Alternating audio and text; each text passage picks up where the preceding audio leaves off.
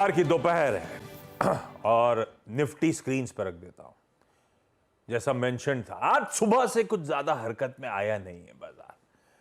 Largely वो कल की क्लोजिंग जिसे हम कहते हैं फ्लैट लाइन, उसके इर्द गिर्द भारतीय बाजार झूमते हुए नजर आ रही है। ये जो निफ्टी है ना, वो फ्लैट लाइन से यानी कि कल की क्लोज से 30 पॉइंट ऊपर और 30 पॉइंट नीचे। अगर दिन के टॉप और लोएस्ट पॉइंट फिर देख भी लूं तो इससे ज्यादा का मूवमेंट 30 पॉइंट ईदर वेज।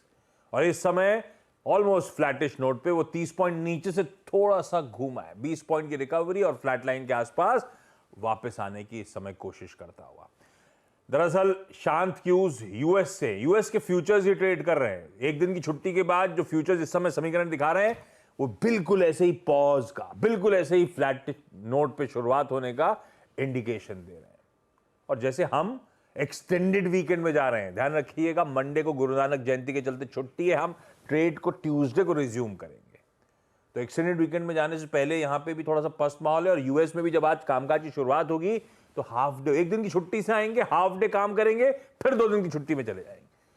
तो इसीलिए आप देख रहे हैं इस तरह की शांति यूएस संकेत में। हालांकि एशिया फिर भी कुछ हद तक मीनिंगफुल मूव्स इधर वेज दिखाने की कोशिश कर रहा है, पर हम शांत हैं और वो यूएस एकदम शांत की उसके साथ कामकाज करता हुआ। पहले आज के शो में क्या क्या खास है वीरू से जान लीजिए, उसके बाद वीरू से बातचीत करता हूं मैं निफ्टी बैंक के समीकरण जो सुबह डिस्कस किया था उससे, उसके कंटेक्स्ट में अब अप्रोच क्या होगी उस पर पहले बाद में बातचीत। लेकिन वीरू क्या तैयारी करी है 1.5 घंटे की हमने? बिल्कुल आशीष, बिल्कुल। अगर आप देखें तो ये शो पैक है। पहले तो आपको मेहमान से बुलाते हैं, मेहमानों से। आज हमारे साथ होंगे कौन? और आज फंडामेंटल विशेषज्ञ होंगे हमारे साथ राजेश अग्रवाल। फंडामेंटली बाजार को आंकते हैं, उनसे करेंगे बातचीत। टेक्निकल पर्सपेक्टिव से बातचीत करने के लिए हमारे साथ होंगी कविता जैन, प्रकाश काबा, मानव जायसवाल, अमित सेठ, शिल्पा राउत जी। टेक्निकल और डेरिवेटिव नोट से बातचीत करने के लिए कॉर्पोरेट स्कैन में आज बात करेंगे श्री अनुराग मंत्री जी से, executive director and group CFO Jindal stainless के शेयर में जोरदार तेजी है। क्यों, कारण क्या है, साथ ही साथ ग्रुप ऐसे एग्जैक्टली इसमें अगर आप देखें बाइंग क्यों कर रहा है, इस पर बातचीत करेंगे। साथ ही और क्या चल रहा है में दीपाली से बातचीत करेंगे आज बीमा शेयरों की, बीमा कंपनियों पर। और साथ ही साथ सुमित से बातचीत करेंगे आज बाजार के कुछ दिग्गज स्टॉक्स पर जिन्होंने दी है शानदार रिटर्न्स। और साथ ही साथ सस्ता ऑप्शन आएगा, 4 का चौका में सस्ता ऑप्शन। एफएनओ सुपरस्टार 4 का चमत्कार कविता जैन की सौजन्य से आएगा। मानव जायसवाल देंगे सुपरस्टार। और मिड कैप फंडा आज राजेश अग्रवाल जी के सौजन्य से आएगा। ये रहेगा 4 का चौका का क्रम। उसके बाद मिड मार्केट वॉइसेस में आज हमारे साथ होंगे Deepak Shenoy, founder and CEO Capital Mind के, उनसे करेंगे खास बातचीत। और उसके बाद आज खिलाड़ी अपडेट भी लेंगे, बीटीएससी ट्रेड्स भी होगा, इंडेक्स पे फिर चर्चा होगी और डेरिवेटिव बेयर्स में कौन बाहर आ सकता है, कौन एक बार फिर से अंदर, इस पर पूरी चर्चा होगी। आशीष, एक्शन पैक्ड शो है और आमतौर पे तेजी वाले स्टॉक्स पे बहुत चर्चा होती है। सुमित दरअसल बता रहे होंगे कि वो हैं तो बाजार के हीरो पर रिटर्न जीरो। वो बड़ा इंटरेस्टिंग, सब कुछ आएगा, बहुत इंटरेस्टिंग सब कुछ प्रेजेंटेशन सामने आने वाली है आपके लिए।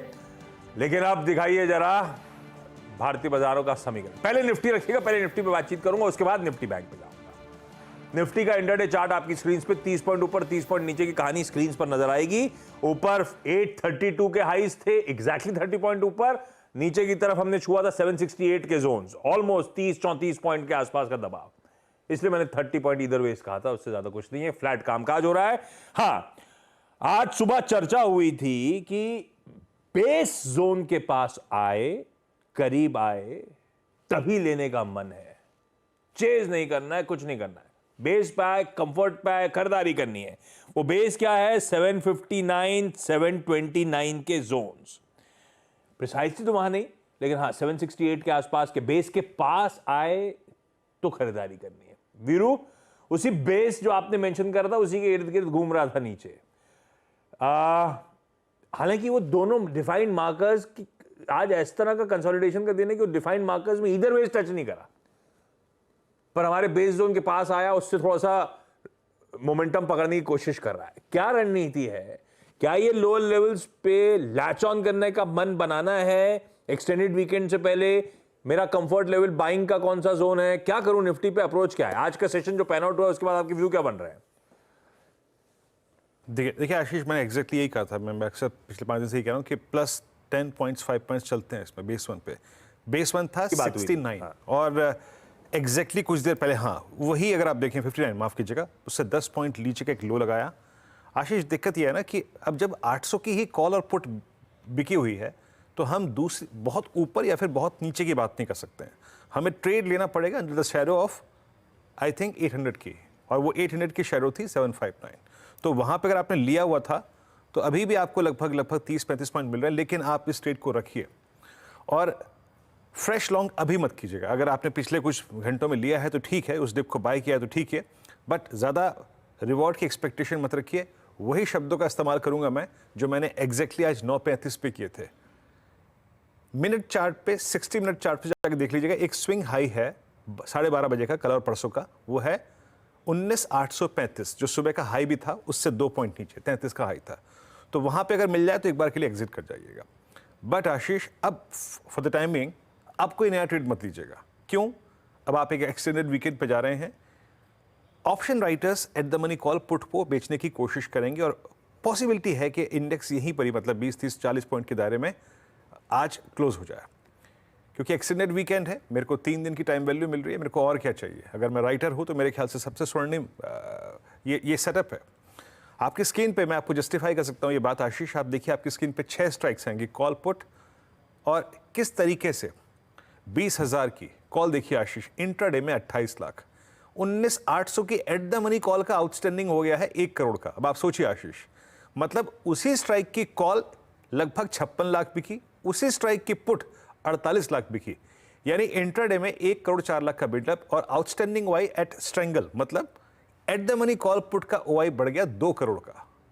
इनफैक्ट 2 करोड़ नहीं, इनफैक्ट 2 करोड़ 23 लाख का। तो आशीष, आपके पास अगर आप डेटा देख लीजिए, ये डेटा ही कह रहा है कि मनूवरिंग का, ट्रेड को चेज करने का, या फिर ट्रेड में कोई बहुत बड़ा स्कोप नहीं दे रहा है। ये जो स्क्रीन पर पहली स्लाइड है ना आशीष, 19,800 की कॉल पुट, पोजिशनली है तो रह सकते हैं, लेकिन ना कोई कॉल खरीदिए यहाँ पर, ना कोई और इंट्राडे ट्रेड कीजिए। पोजिशनली तो है रखिए, पर आशीष ये जो 56 लाख कॉल बिकी हैं और 48 लाख पुट बिकी हैं, इंडिकेट कर रही है कि इंडेक्स इसी रेंज में आज 330 पर गुजर जाएगा इस मतलब एक्सटेंडेड वीकेंड के लिए। तो मेरे को कोई यहाँ पे कोई फ्रेश ट्रेड पॉसिबिलिटी नजर नहीं आ रही है। पोजिशनली है तो रखिए, और सुबह अगर या फिर दोपहर में लिया है तो ले लीजिए, रखिए, और कुछ नहीं कर सकते आप। Huge at the money call put writing हुई है आशीष। तो फ्रेश एंट्री नहीं करनी है, दायरे बंदी गुजर जाएगा शायद आज का सेशन इसी तरह से। कोई नहीं, बढ़िया स्टॉक आइडियाज तो मिलेंगे ही मिलेंगे, चैनल पे उस पर बातचीत होगी, अभी अभी एक्सपर्ट्स के साथ उस पर हम आएंगे।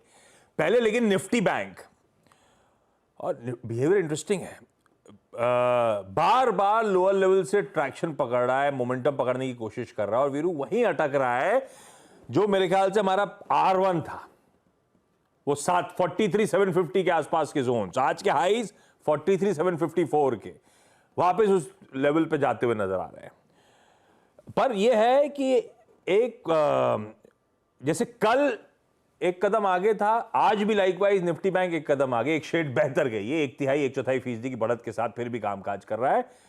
अंडर परफॉर्मेंस के बाद अब थोड़ा सा गो टू पॉकेट टाइप नजर आ रहा है। इंडिविजुअल आपने आज सुबह मेंशन करा था कल का HDFC बैंक, लाइकवाइज देखिए आज वो एक्सिस, बाकी के प्लेयर्स थोड़ा बहुत हरकत में आने की कोशिश कर रहे हैं। HDFC अभी भी कल के मूव्स के बाद 3/4% फिर बढ़त के साथ खड़ा हुआ है, दिन के हाइस की तरफ बढ़ चला है। निफ्टी बैंक का अप्रोच अब वो रेजिस्टेंस जोन्स को बार बार टेस्ट कर रहा है, क्या करूं?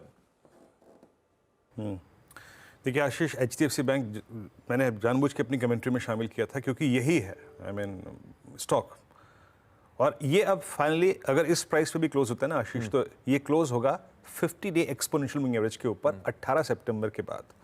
एक कम से कम दिग्गज स्टॉक मिला आपको यहाँ पर निफ्टी बैंक को अपनी ऊपर की आई थिंक जर्नी तय करने के लिए। ठीक है, HDFC बैंक स्ट्रांग है, लेकिन मैंने सुबह बात क्या कही थी, जरा प्लीज निफ्टी बैंक का बेस वन लिखे आइएगा, क्लोजर टू बेस वन 43,440-500 इसके आसपास मिले तो बाय कीजिएगा। ये जो प्राइस है 640 और 750, जो कि सुबह का इंट्राडे हाई भी है, फिर अब तक का ये एग्जिट जोन था आशीष मेरा। मैं फिर कहूंगा, अगर मैं डे ट्रेडर हूं तो अब तो 330 पर या फिर 230 के बीच में मेरे पास कोई ट्रेड नहीं है। बट बैंक निफ्टी का आशीष एक अच्छा क्लोज हो सकता है अगर हम 750 और 800 के ऊपर क्लोज हो जाए, तो अपनी आप लॉन्ग भी कैरी कर सकते हैं ट्यूसडे मॉर्निंग के लिए। आपके स्क्रीन पे मैं 6 कॉल्स और पुट्स लेके आऊंगा आशीष। याद रखिएगा, आपका 50 और आपका 100 डे एक्सपोनेंशियल मूविंग एवरेज वो 43,900 से 44,000 के बीच में आता है, तो उसको तो शायद आप क्लोजिंग में पार ना कर पाए। 43,200 पे आपका पुट राइटर है आपकी स्क्रीन पे, देख लीजिए आशीष। 43,600 की पुट बिकी है खूब, 43,500 की पुट बिकी है, यानी इंट्राडे में अब 43,600 500 के अच्छा बेस है, बट 43,700 पे 48 और 43,800 पे कॉल भी बिकी है। तो ये भी बैंक निफ्टी आशीष यही कह रहा है कि मेरे पास मनूवरिंग का स्कोप नहीं है, बट एटलीस्ट आशीष हम एक अच्छी वाइब्स कैरी कर सकते हैं ट्यूसडे मॉर्निंग के लिए ऑन बैंक निफ्टी, दो फैक्टर्स के चलते। किन के चलते? आप एक अगर 43,800 के ऊपर क्लोज हो जाएं और आपका HDFC बैंक इसी रेंज में क्लोज हो जाए। आशीष अगर मेरे पास कोई ट्रेड भी होता ना तो मैं एज ऑफ नाउ नहीं करता। अगर आप डिप पे वो बाय कर चुके हैं, वो डिप सुबह जो मिला आपको टुवर्ड्स 43,500 या फिर 550, उसको रख लीजिए, बट फ्रेश ट्रेड एट 704 मैं एडवाइस नहीं करूंगा। मैं एडवाइस नहीं करूंगा क्योंकि स्टॉप लॉस आएगा 200 पॉइंट नीचे। अगर है तो रखिए, बट अगर हम 43,800 के ऊपर क्लोज हो जाएं तो ये बैंक निफ्टी के लिए एक अच्छा क्लोज होगा आशीष। आप कॉल राइटर्स के जोन में जाके क्लोज होंगे। But frankly speaking Ashish, at 2 अगर आप मुझसे पूछें कोई ट्रेड है तो नो। अगर डिप लिया था तो that's fine, but at 2 no trade Ashish. बिल्कुल सही भाई, कोई ट्रेड नहीं, वॉच आउट करना है। अब एक तो लॉन्ग होल्ड करने और कंफर्ट देगा 43,800 के ऊपर का क्लोज, नजर रखूंगा उसको। लेकिन फिर भी अच्छे वाइब्स आ रहे हैं, अच्छे वाइब्स तो वैसे भी हैं, एक्सटेंडेड वीकेंड में जा रहे हैं। आज बड़े दिनों बाद फ्राइडे टाइप फीलिंग आ रही है, सुबह से नोटिस करा भी रू आपने? मेरे को तो 4-5 दिन से आ रही है। 4-5 दिन तो फ्राइडे टाइप फीलिंग आ रही है मेरे को तो 4-5 दिन से, हाँ मतलब एक्सटेंडेड वीकेंड है, 3 दिनों की छुट्टी। अच्छा आपने एक चीज़ देखिएगा आशीष, गौर करी, आप नेक्स्ट ईयर का हॉलिडे कैलेंडर खोल के देखिएगा 2024 का। सारी छुट्टियां शुक्रवार या सोमवार को है। पहली छुट्टी 26 जनवरी शुक्रवार को। सब टटोल लिया। ये तो हमें एनालिसिस करते रहते हैं। हाँ, ये एनालिसिस पूरी डिटेल में मिलेगी। अब अगली बार जब हम दोनों बैठेंगे तो अगले साल का कैलेंडर डिफाइन कर देंगे कहाँ कहाँ एक्सटेंडेड वीकेंड है। लेकिन एक काम करो, पैनल तो रेडी है, ट्रेंडिंग स्टॉक्स दिखा दें तो प्रोड्यूसर बना के लेकर आए, उसके बाद अपन पैनल से बातचीत करेंगे। इस समय के कुछ बढ़िया से ट्रेड्स भी ग्रिप में ले लेंगे। नहीं भाई, तेजी के ट्रेंडिंग स्टॉक्स दिखा रहे हैं पहले डॉक्टर साहब? हाँ, तेजी के दिखा रहे हैं। सिप्ला भाई कल की बहुत तगड़ी पिटाई से उभर रहा है। कंपनी ने स्टेटमेंट रिलीज करा कि फाइनेंशियल इंपैक्ट नहीं है, हालांकि बाजार को पता है फोर्सिएबल फ्यूचर का इंपैक्ट है वार्निंग लेटर का। लेकिन ठीक है, कल बहुत पिट गया था, 7.5%, आज 2.5% सुधरा है। फार्मास्यूटिकल्स आज गो टू पॉकेट था। पैनल में एक्सपर्ट्स ने आपको ब्यूटीफुल स्टॉक पिकिंग करके दी थी बाजार खुलने के बाद, जब हम लोग वो पिक्स ली थी 9-20 पे। दिवीज लैब्स 2% ऊपर। Adani enterprises, Adani group stock, अभी तक सुप्रीम कोर्ट पे वो सुनवाई चल रही थी, अपडेट्स आ रहे थे, उस बीच सारे के सारे अदानी ग्रुप स्टॉक अचानक बहुत अच्छा मूव करना शुरू कर गए। अदानी एंटरप्राइजेस का इंटरडे चार्ट भी दिखाऊंगा अभी, 2.25% इस समय मजबूती के साथ ट्रेड कर रहा है। और हिंडाल्को मेटल्स अभी भी परफॉर्म कर रहे हैं, 1% का उछाल। एक बार अदानी एंटरप्राइजेस इंटरडे दिखाएंगे क्या? अदानी एंटरप्राइजेस दिखाएंगे तो उससे क्या है, मैं फील ले लूंगा सारे अदानी ग्रुप स्टॉक्स हो। उसी तरह से सारे के सारे अदानी ग्रुप स्टॉक्स मेरे ख्याल सबसे 45 मिनट 1 घंटे पहले ये देखिए एकदम से सब में से, ये सिर्फ अदानी एंटरप्राइजेस दिग्गज है, बाकी सारे अदानी ग्रुप स्टॉक्स में इसी तरह का मूव था। लाइए अपनी फिर से वो ट्रेंडिंग स्टॉक्स की प्लेट प्लीज। पहले तो आपने तेजी के दिखाया, उसके बाद BHEL वायदा कर्व से निकला। आज सुबह बहेती साहब से चर्चा हुई थी तो 155 के लक्ष्य बात कर दी थी उन्होंने, 135 के लेवल से उनके साथ राइड कर रहे थे। 155 आज स्क्रीन पे आ चुका है भाई साहब। ये है तेजी 3 दिन की, हमने जो बढ़िया तरीके से चैनल पे बुलाई। GMR एयरपोर्ट्स 6% उछाल, सुना है वीरू छुट्टी पे जा रहे हैं कुछ ही दिनों में, तो ये सब वो सब कैप्चर कर रहा है मूड। HAL 4.5% के उछाल के साथ कामकाज। और ग्रैनुल्स इंडिया, एक और फार्मा आइडिया 4% मजबूत। दबाव में IT है, सारे के सारे IT स्टॉक्स सुबह से सरदर्द बनाए हुए हैं। जब हम सुबह स्क्रीन खोली थी, जब मैंने हीट मैप दिखाया था, IT पेन में था। HCL टेक 1.5% दबाव के साथ ट्रेड कर रहा है। अपोलो हॉस्पिटल्स अच्छे मूव्स के बाद 2.25% का दबाव। HPCL 3.25% की कमजोरी है। हमने OMCs में बीच में बहुत अच्छा मोमेंटम, बहुत सा एक्यूमुलेशन आता हुआ देखा था। M&M फाइनेंशियल्स 3.25% के आसपास का दबाव, ये स्टॉक भी झेलता हुआ। ये सब इंटरेस्टिंग स्टॉक्स हैं आज के। इनमें से कई सारे स्टॉक्स शो के दौरान जब फिर से फ्रेश हरकत में आएंगे तो एक्सपर्ट के साथ उन पर भी बातचीत हो जाएगी। अब जरा इस समय के बढ़िया से आइडियाज पहले ले लिए जाएं, उसके बाद आगे बढ़ेंगे। दिखाइए सबको स्क्रीन पे। गाबा सर, गुड आफ्टरनून। लंच हो गया? हो गया। क्या खाया? वो तो नहीं भूल सकता, मैं भूल गया। टोटली भूल गया। बताना नहीं था तो भूल गए। ये सच वाकई में भूल गया, पता नहीं क्या खाता हूँ लेकिन भूल जाता हूँ। जबकि मैम गजब खाना बनाती है, हाँ बिल्कुल। फिर आप भूल जाते हैं उसके ध्यान ही नहीं बाद। रहता, हैं? ध्यान ही नहीं रहता। पूरा ध्यान तो यहीं पर आपके शो पर है ना मुझे। अच्छा, चलिए गाबा सर, इस समय का पिक कौन सा? इस समय का जो पिक का है कोरोमंडल इंटरनेशनल, बढ़िया लगता है मुझे। बहुत अप्पू मिला अच्छा, फिर करीब 2-2.5 हफ्ते का एक कंसोलिडेशन मिला और उसके बाद आज ब्रेकआउट मिला है कोरोमंडल इंटरनेशनल पे। ट्रेड कर रहा है 1140 पर, स्टॉप होगा 1135 पर, ₹5 ज्यादा नहीं। टारगेट है 1150 से 60, ये एक जोन है, वहां तक जाना चाहिए कोरोमंडल इंटरनेशनल। ठीक, 1140 पे चल रहा है, 50 और 60 तक के लक्ष्य, 1150 1160 तक के लक्ष्य के लिए अप्रोच करिए। पिछले 1.5 घंटे से अच्छे मूव्स बनने शुरू हो चुके हैं कोरोमंडल में। मानस, गुड आफ्टरनून। मानस, आज का प्रेफर्ड पिक इस समय का? Good afternoon Ashish ji. तो देखिए, जीएमआर इंफ्रा में खरीदारी करेंगे। कंसोलिडेशन के बाद आज हमें एक फ्रेश ब्रेकआउट देखने को मिला है, इम्पोर्टेंट हर्डल क्रॉस हुआ है, वॉल्यूम्स काफी बेहतर देखने को मिले हैं। आई थिंक इस ब्रेकआउट के बाद आप उम्मीद कर सकते हैं कि जो पिछला हाई 66 के आसपास था, स्टॉक उसको टच करने की कोशिश करेगा। बट फिलहाल के लिए 64.50 रुपीज के टारगेट के लिए आप खरीदारी करिए जीएमआर इंफ्रा में, और 58.60 ये आपके स्टॉप लॉसेस रहेंगे। दोनों मैंने कैश एवज बताए हैं। 60 वाला कॉल ऑप्शन लिया जा सकता है, दिसंबर मंथ का लीजिए अब, इस मंथ का छोड़ दीजिए। दिसंबर मंथ का जो कॉल ऑप्शन है 60 वाला, वो ₹3.20 के आसपास ट्रेड हो रहा है। वहां पर ₹2 के स्टॉप लॉस से आप खरीदारी करिए और इस ऑप्शन में ₹5.5 के टारगेट सेट करिए। जैम, हालांकि मेरे को लगता है कि जेमा एयरपोर्ट्स में तेज़ी के कारण, जो मेरी छुट्टी नहीं है क्योंकि मैं तो फ्लाइट से जाऊंगा ही नहीं इस बार, मेरे ख्याल से आशीष की छुट्टी का बहुत स्ट्रॉन्ग इम्पैक्ट है यहाँ पर। वो फ्लाइट से जाएगा। आशीष जी को उसका छुट्टी नहीं बहुत आ रही है भाई strong साहब। impact है। ये असल में लोगों को ले पता जा नहीं रहे था ना क्या कि बात आपकी कर छुट्टी से उन्होंने एयरपोर्ट को जोड़ लिया। उन्हें क्या पता था आप एयरपोर्ट, आप वाली छुट्टी नहीं रहे कि एयरपोर्ट की जरूरत पड़े। अब मेरे ख्याल से ठंडा पड़ेगा स्टॉक। आपकी छुट्टी एयरपोर्ट से संबंधित है।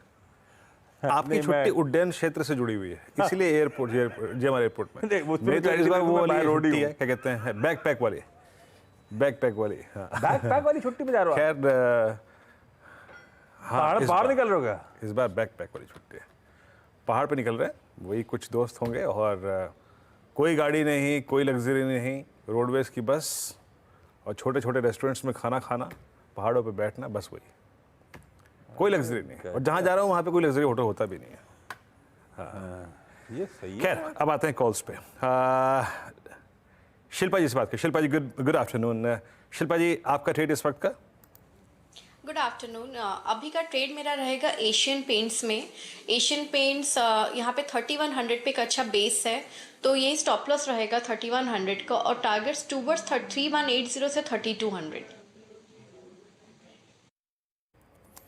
ओके, एशियन पेंट्स 3136 पे आपका ये ट्रेड है long. Amit ji, good afternoon. आपका कन्विक्शन ट्रेड इस वक्त का? Good afternoon, Anuji. Good afternoon, Viren ji. Sorry, Ashish ji, and everybody on the panel. जी, इस समय का मेरा टॉप पिक रहेगा अशोक लेलैंड। अशोक लेलैंड का अगर हम स्ट्रक्चर देखें तो यहाँ पे काफी पॉजिटिव स्ट्रक्चर है। स्टॉक रेस्ट कर रहा था 2 दिनों से और आज के सत्र में हमने देखा कि 10-डे एक्सपोनेंशियल मूविंग एवरेज को टच करके इसने काफी लोअर शैडो से एक अच्छी कैंडल बनाई है, ऑलमोस्ट एट डेज हाई है। स्टॉक में मोमेंटम अच्छा खासा है, 2 दिन से कंसोलिडेट कर रहा था। मुझे लगता है यहाँ से अब अपमूव की एक पॉसिबिलिटी है। 179 के लगभग इसका प्राइस है। टारगेट्स रहेंगे 183 से लेके 185 के और स्टॉप लॉस रहेगा 176 का। अशोक लेलैंड खरीदारी करने का कॉल अमित जी का। मैं नाम नहीं भूलता। वीरू, मेरी कहानी वो स्टोरी में दिमाग वही अटक गया है। बैकपैकर्स हॉलीडे, ये मतलब दोस्तों के साथ ईयर एंड छुट्टी पे परिवार को नहीं ले जा रहे आप, अकेले निकल रहे हो? नहीं, परिवार भी जा रहा है। हाँ। 2-3 दिन परिवार को निपटा देंगे, 2-3 दिन में परिवार को निपटा देंगे, बाकी फिर 2 दिन अपने रखेंगे वहां पर। परिवार बैकपैक नहीं कर सकता ना। क्यों नहीं कर सकता परिवार बैकपैक? अच्छा, अरे नहीं। कविता जी आपका preferred pick. Good afternoon ma'am.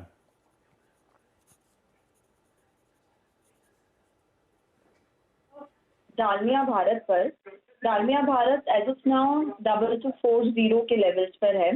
मुझे लगा यहाँ मूव एक्सटेंड होते हुए दिखने चाहिए। तो 2280 2290 के प्राइस टारगेट के लिए डालमिया भारत पर एक बाय ट्रेड इनिशिएट करें। 2207 का एक स्टॉप लॉस मेंटेन करना चाहिए। दालमिया भारत इस समय का पिक। और चलिए अब कोलकाता चला जाए राजेश अग्रवाल सर के पास। Rajesh sir, good afternoon. Rajesh sir, market पे बाद में बात, पहले एक बढ़िया से पिक के साथ शुरुआत करी जाए। गुड आफ्टरनून आशीष जी, वीरेंद्र जी, बाकी पैनल में जो मित्रगण है सबको नमस्कार। पिक की बात की जाए तो मैं समझता हूँ पॉलीकैब के साथ जाना चाहिए।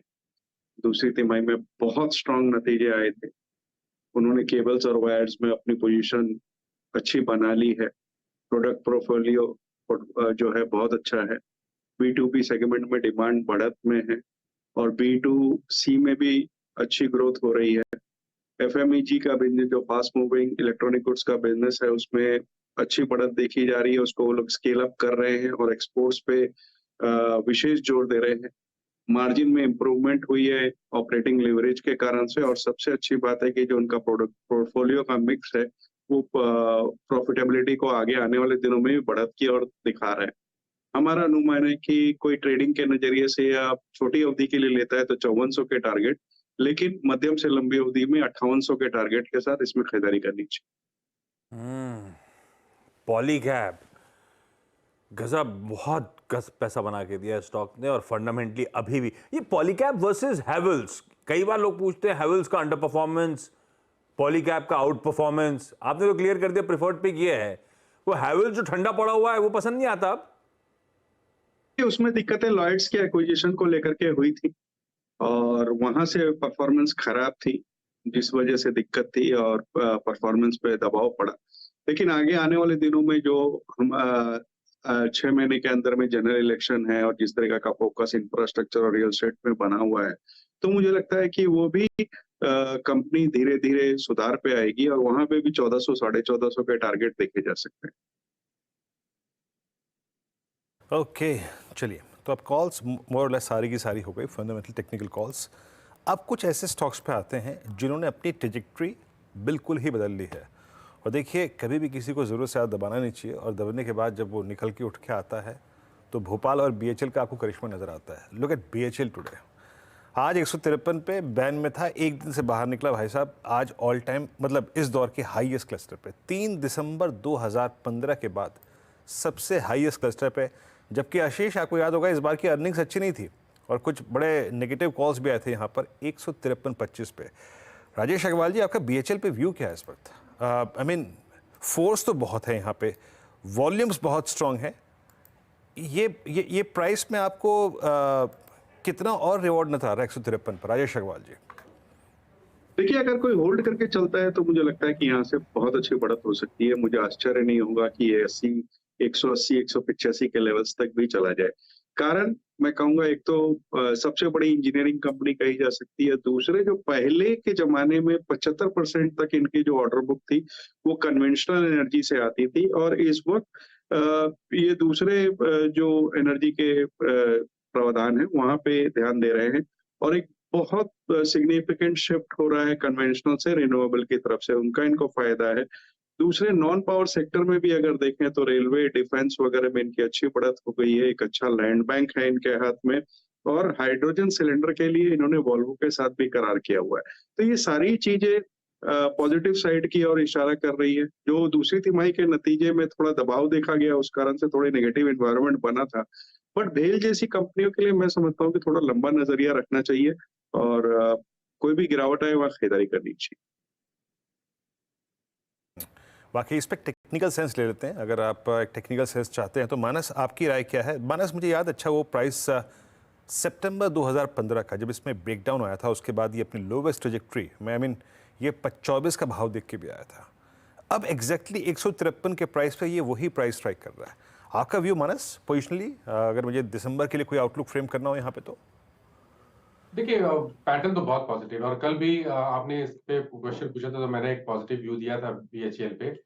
अब क्योंकि फ्रेश ब्रेकआउट वीकली चार्ट में देखने को मिला है तो हमें टारगेट भी नए सेट करने होंगे, और जो नए टारगेट होंगे वो करीब करीब 162 और उसके ऊपर 168 के होंगे। तो एटलीस्ट आप 162 के टारगेट के लिए तो अभी भी BHEL में एक ट्रेड ले सकते हैं। करंट लेवल से आप खरीदारी कर सकते हैं। 146 का आपको स्टॉप लॉस लगाना है। और अगर आप क्योंकि लॉट साइज बड़ा है, उतना रिस्क नहीं लेना चाहते, तो कॉल ऑप्शन दिसंबर का जो कॉल ऑप्शन 155 वाला है, आप वहां पर खरीदारी कर सकते हैं। ₹6.85 पे ट्रेड हो रहा है वो ऑप्शन। ₹3.90 के स्टॉप लॉस इस ऑप्शन में आप खरीदारी करिए और टारगेट करीब करीब 12 से 15 रुपए की रेंज में रखिए। तो 155 का दिसंबर का BHEL का कॉल ऑप्शन भी लिया जा सकता है।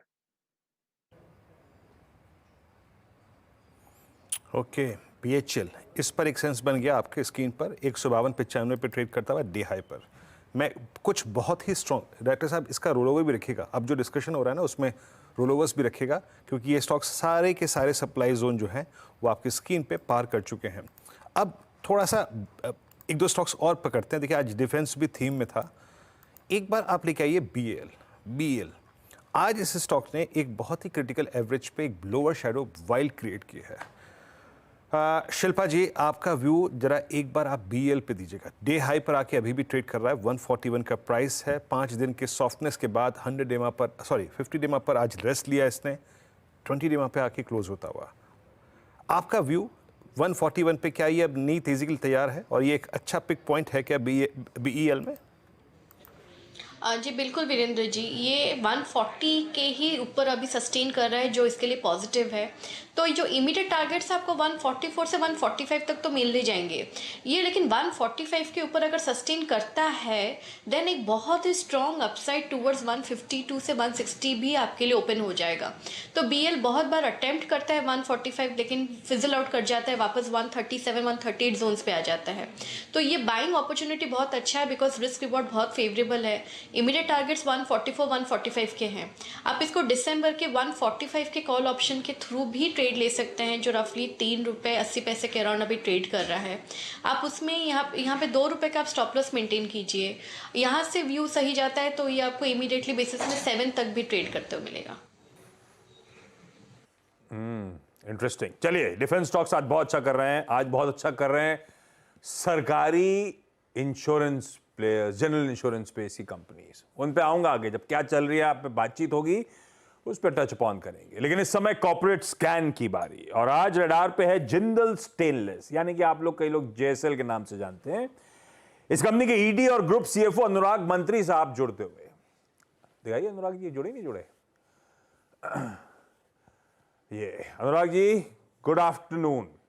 अच्छा, कई सारी चीजें थी जो आपके साथ जुड़ के टटोलने की जरूरत थी। पहले तो जरा स्टॉक का चार्ट लेकर आइए डायरेक्टर साहब, साल भर का गजब मोमेंटम पकड़ रखा है। पिछले एक साल में जिंदल स्टेनलेस का स्टॉक 120% के रिटर्न्स, और ये देखिए 12 महीने में 210%, और मैं देख रहा था साल के लोस से तो गजब का रिटर्न है। और ये पर्सपेक्टिव में रखने की जरूरत है। मेटल इंडेक्स ने पिछले एक साल में 6.5% के रिटर्न दिए, और यहां पे इस तरह का स्टार्क आउट परफॉर्मेंस, तो बहुत बढ़िया मोमेंटम में। और कई सारी चीजें हैं जो एक एक करके पीसेस कलेक्ट होते जा रहे हैं। अच्छा, पिछले कुछ दिनों से मंत्री साहब, सबसे चीज जो हम लोग नोटिस कर रहे हैं वो प्रमोटर्स माल खरीद रहे हैं। 26 अक्टूबर को JSL ओवरसीज एक प्रमोटर एंटिटी 17 लाख शेयर्स खरीदती है। 17 नवंबर, पिछले कुछ दिनों पहले 17.5 लाख शेयर्स फिर वही JSL ओवरसीज खरीदता है, और उसके बाद 21 तारीख को, इसी हफ्ते की शुरुआत में, फिर 7.5 लाख शेयर्स। इन 3 ट्रांचेस में, 3 ट्रांजैक्शंस में 42 लाख शेयर्स खरीदे गए। और ये सारा माल एक नोटवर्दी आपका एक पब्लिक शेयर होल्डर है, हिप्नोस फंड, वो बेच रहा है। तो मंत्री साहब, ये हिप्नोस फंड्स ये माल, आई एम श्योर इतना बड़ा शेयर होल्डर है तो उससे बातचीत होती होगी, माल क्यों छोड़ रहा है, और प्रमोटर्स इस तरह से इतने एग्रेसिवली क्यों खरीदारी चले जा रहे हैं, क्या हो रहा है ये? तो आशीष, जैसा आपने कहा प्रमोटर, आपने हमारी जैसे परफॉर्मेंस देखी है लास्ट कर से कंसिस्टेंटली, जो हमने बिजनेस मॉडल चेंज किया, जैसे हमारे कंपनी की ग्रोथ चल रही है, तो I think promoters continue to see the intrinsic value in the stock and the company and full commitment to the company. I think इसी के चलते जो सेबी की गाइडलाइन है उसके अंदर जो क्रीपिंग एक्विजिशन है, I think this is what the normal creeping acquisition which promoters continue to do over to increase their stake in the company. I think beyond that जो सेलर है उस पे we can't comment because it's not for me to comment कि वो क्यों बेच रहा है और क्या कैसे बेच रहा है, उस पे तो कमेंट करना मेरा ठीक नहीं है because that's everybody stocks movement is that one is a buyer one is a seller, ना सो ठीक इट्स नहीं नहीं सिंपल। अच्छी बात है। प्रमोटर्स मंत्री साहब खरीदारी कर रहे हैं तो हमको थोड़ा सा कन्विक्शन कॉन्फिडेंस आता है कि इस तरह से एग्रेसिवली खरीदारी हो रही है इस तरह की तेजी के बावजूद ही, तो बिल्कुल अच्छी बात है। अब आपने कह ही दिया कि वो हिप्नोस फंड से कोई टच नहीं, वो क्यों बेच रहे हैं कोई रीजन नहीं, क्योंकि उनके पास तो अभी भी बहुत तगड़ी शेयर होल्डिंग है। लास्ट होल्डिंग पैटर्न दिखाता है 3.6 करोड़ शेयर्स हैं उनके पास, जिसमें से अभी तो 40-42 लाख शेयर्स ही बिके हैं शायद। तो अब वो बेफजूल हो गया पूछना कि उनसे कोई बातचीत क्या और हिस्सेदारी बेचेंगे नहीं बेचेंगे। दूसरा इंटरेस्टिंग डेवलपमेंट जो मंत्री साहब आया था वो एसबीआई ट्रस्टीज के पास गिरवी रखे ऑलमोस्ट 42-43% स्टेक जो है वो गिरवी रखे स्टॉक्स छुड़ाए गए। इसके बाद सारे प्रमोटर के होल्डिंग्स इनकम्बरेंस से फ्री हैं। एसबीआई कैप के अलावा भी कहीं इनकम्बर्ड थे या सब कुछ अब फ्री अप हो गया है? नहीं, अब सारे स्टॉक फ्री अप हो गए हैं। जो प्रमोटर की होल्डिंग थी टोटल जो 58%, उसमें से ऑलमोस्ट 78% स्टॉक प्लेज थे, गिरवी थे। वो अब सारे स्टॉक्स एसबीआई ट्रस्टी के पास थे जो सब उसने रिलीज कर दिए। तो अब कोई भी स्टॉक एनकम्बर्ड नहीं है, तो complete stocks have been got free now.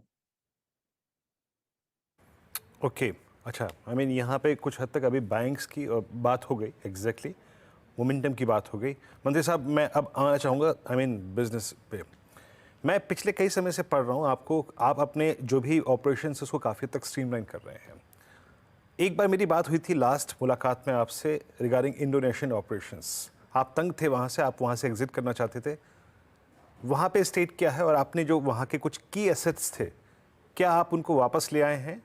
अब स्थिति क्या है? और जो भी आपका डेट था फॉर योर इंडोनेशियन वेंचर क्या वो पे ऑफ कर दिए हैं आपने? हाँ, इंडोनेशिया जैसे मैंने पहले कहा था, इंडोनेशिया में हमारे को स्ट्रगल हुई थी because Indonesia market is right now completely taken over by the Chinese manufacturer. A lot of Chinese mills have actually put up their mills in Indonesia, and उसके चलते जो हमारा वहां से एक्सपोर्ट होता था यूएस एंड यूरोप, वो भी हमारे पे डंपिंग ड्यूटी लग गई। बिकॉज क्या है, इंडोनेशिया से Chinese started dumping into the US and Europe market. तो उन्होंने एक ब्लैंकेट बैन लगा दिया इंडोनेशिया से जो माल जा रहा था यूएस एंड यूरोप। तो उसके चलते जो हमारी इंडोनेशियन सब्सिडी थी, दे वर एक्चुअली स्ट्रगलिंग। जो ऐसा हमने लास्ट टाइम कहा था, तो देन वी डिसाइडेड दैट कि we will eventually wind up this operation. तो we are exploring all the options, उसमें से यहाँ से असेट लाना भी है, कुछ पार्शियल सेलिंग है। तो we are exploring all the option, it's an early stage. तो थोड़ा उसके बाद लेकिन ये हमने बोर्ड हैज डिसाइडेड कि इंडोनेशिया के ये जो स्मॉलर ऑपरेशन है, जो छोटी मिल है, उसको हम एग्जिट करेंगे। इंडोनेशिया से एग्जिट हो रहा है लार्जली क्योंकि वहां पे कॉम्पिटिटिव इंटेंसिटी चाइनीज मैन्युफैक्चरर्स के आने के बाद काफी ज्यादा बढ़ गई है और बिजनेस सेंस नहीं बनता, ना कि वो सोल पर्पस की डेट रिड्यूस करना। ये इंडोनेशियन प्लांट जो आप बेचने की कोशिश कर रहे हो, अंदाजन कितना रियलाइज करेगा जिंदल स्टेनलेस से बेचकर? कोई ball park calculation, back of the envelope calculation आप लोगों ने किया जरूर होगा? नहीं आशीष, ये अभी थोड़ा अर्ली स्टेजेस है। इसमें हम मल्टीपल स्ट्रेटेजीज देख रहे हैं, नॉट नेसेसरली कि हम ऑपरेशन बेचेंगे वहां पे। इसमें से कुछ प्लांट हम हो सकता है यहाँ पे भी ला सकते हैं, which we are exploring. Also उसकी जो अलग अलग पार्ट्स हैं वो भी हम सेपरेटली सेल करते हैं। So I think we are very hopeful that कि it will give us a decent realization, जो ऐसा कोई बहुत बड़ा बैलेंस शीट पे इम्पैक्ट नहीं आएगा इसका। अरे मंत्री साहब, चाइना सरदर्द बना इंडोनेशिया में। ये चाइनीज डंपिंग तो सरदर्द डोमेस्टिक मार्केट में भी हमेशा से रही है, अभी स्थिति क्या है? चाइनीज मार्केट की ये स्थिति कि अगर हम देखें तो India fastest growing consumer market है स्टेनलेस स्टील में। और globally second largest consumption market है after China for stainless steel in the world. And यहाँ का 30% market is hijacked by Chinese. तो जो 30% सप्लाईज है वो चाइना से आ रही है इंडिया में। उसके चलते क्या हो गया, जो एमएसएमई छोटे मैन्युफैक्चरर थे, उनकी facilities are now working on less than 50% capacity. तो एक तो एमएसएमई सेक्टर जो मैन्युफैक्चरर है वो ज्यादातर ट्रेडर हो गया, वो अपनी फैक्ट्रीज नहीं चला पा रहे बिकॉज चाइना एकदम डंप किए जा रहा है माल इंडिया में। दूसरा, उसके चलते क्या होता है, चाइना का जो माल है वो basically high carbon emission process से बनता है। हम अपना स्टेनलेस स्टील बनाते हैं largely from the scrap route.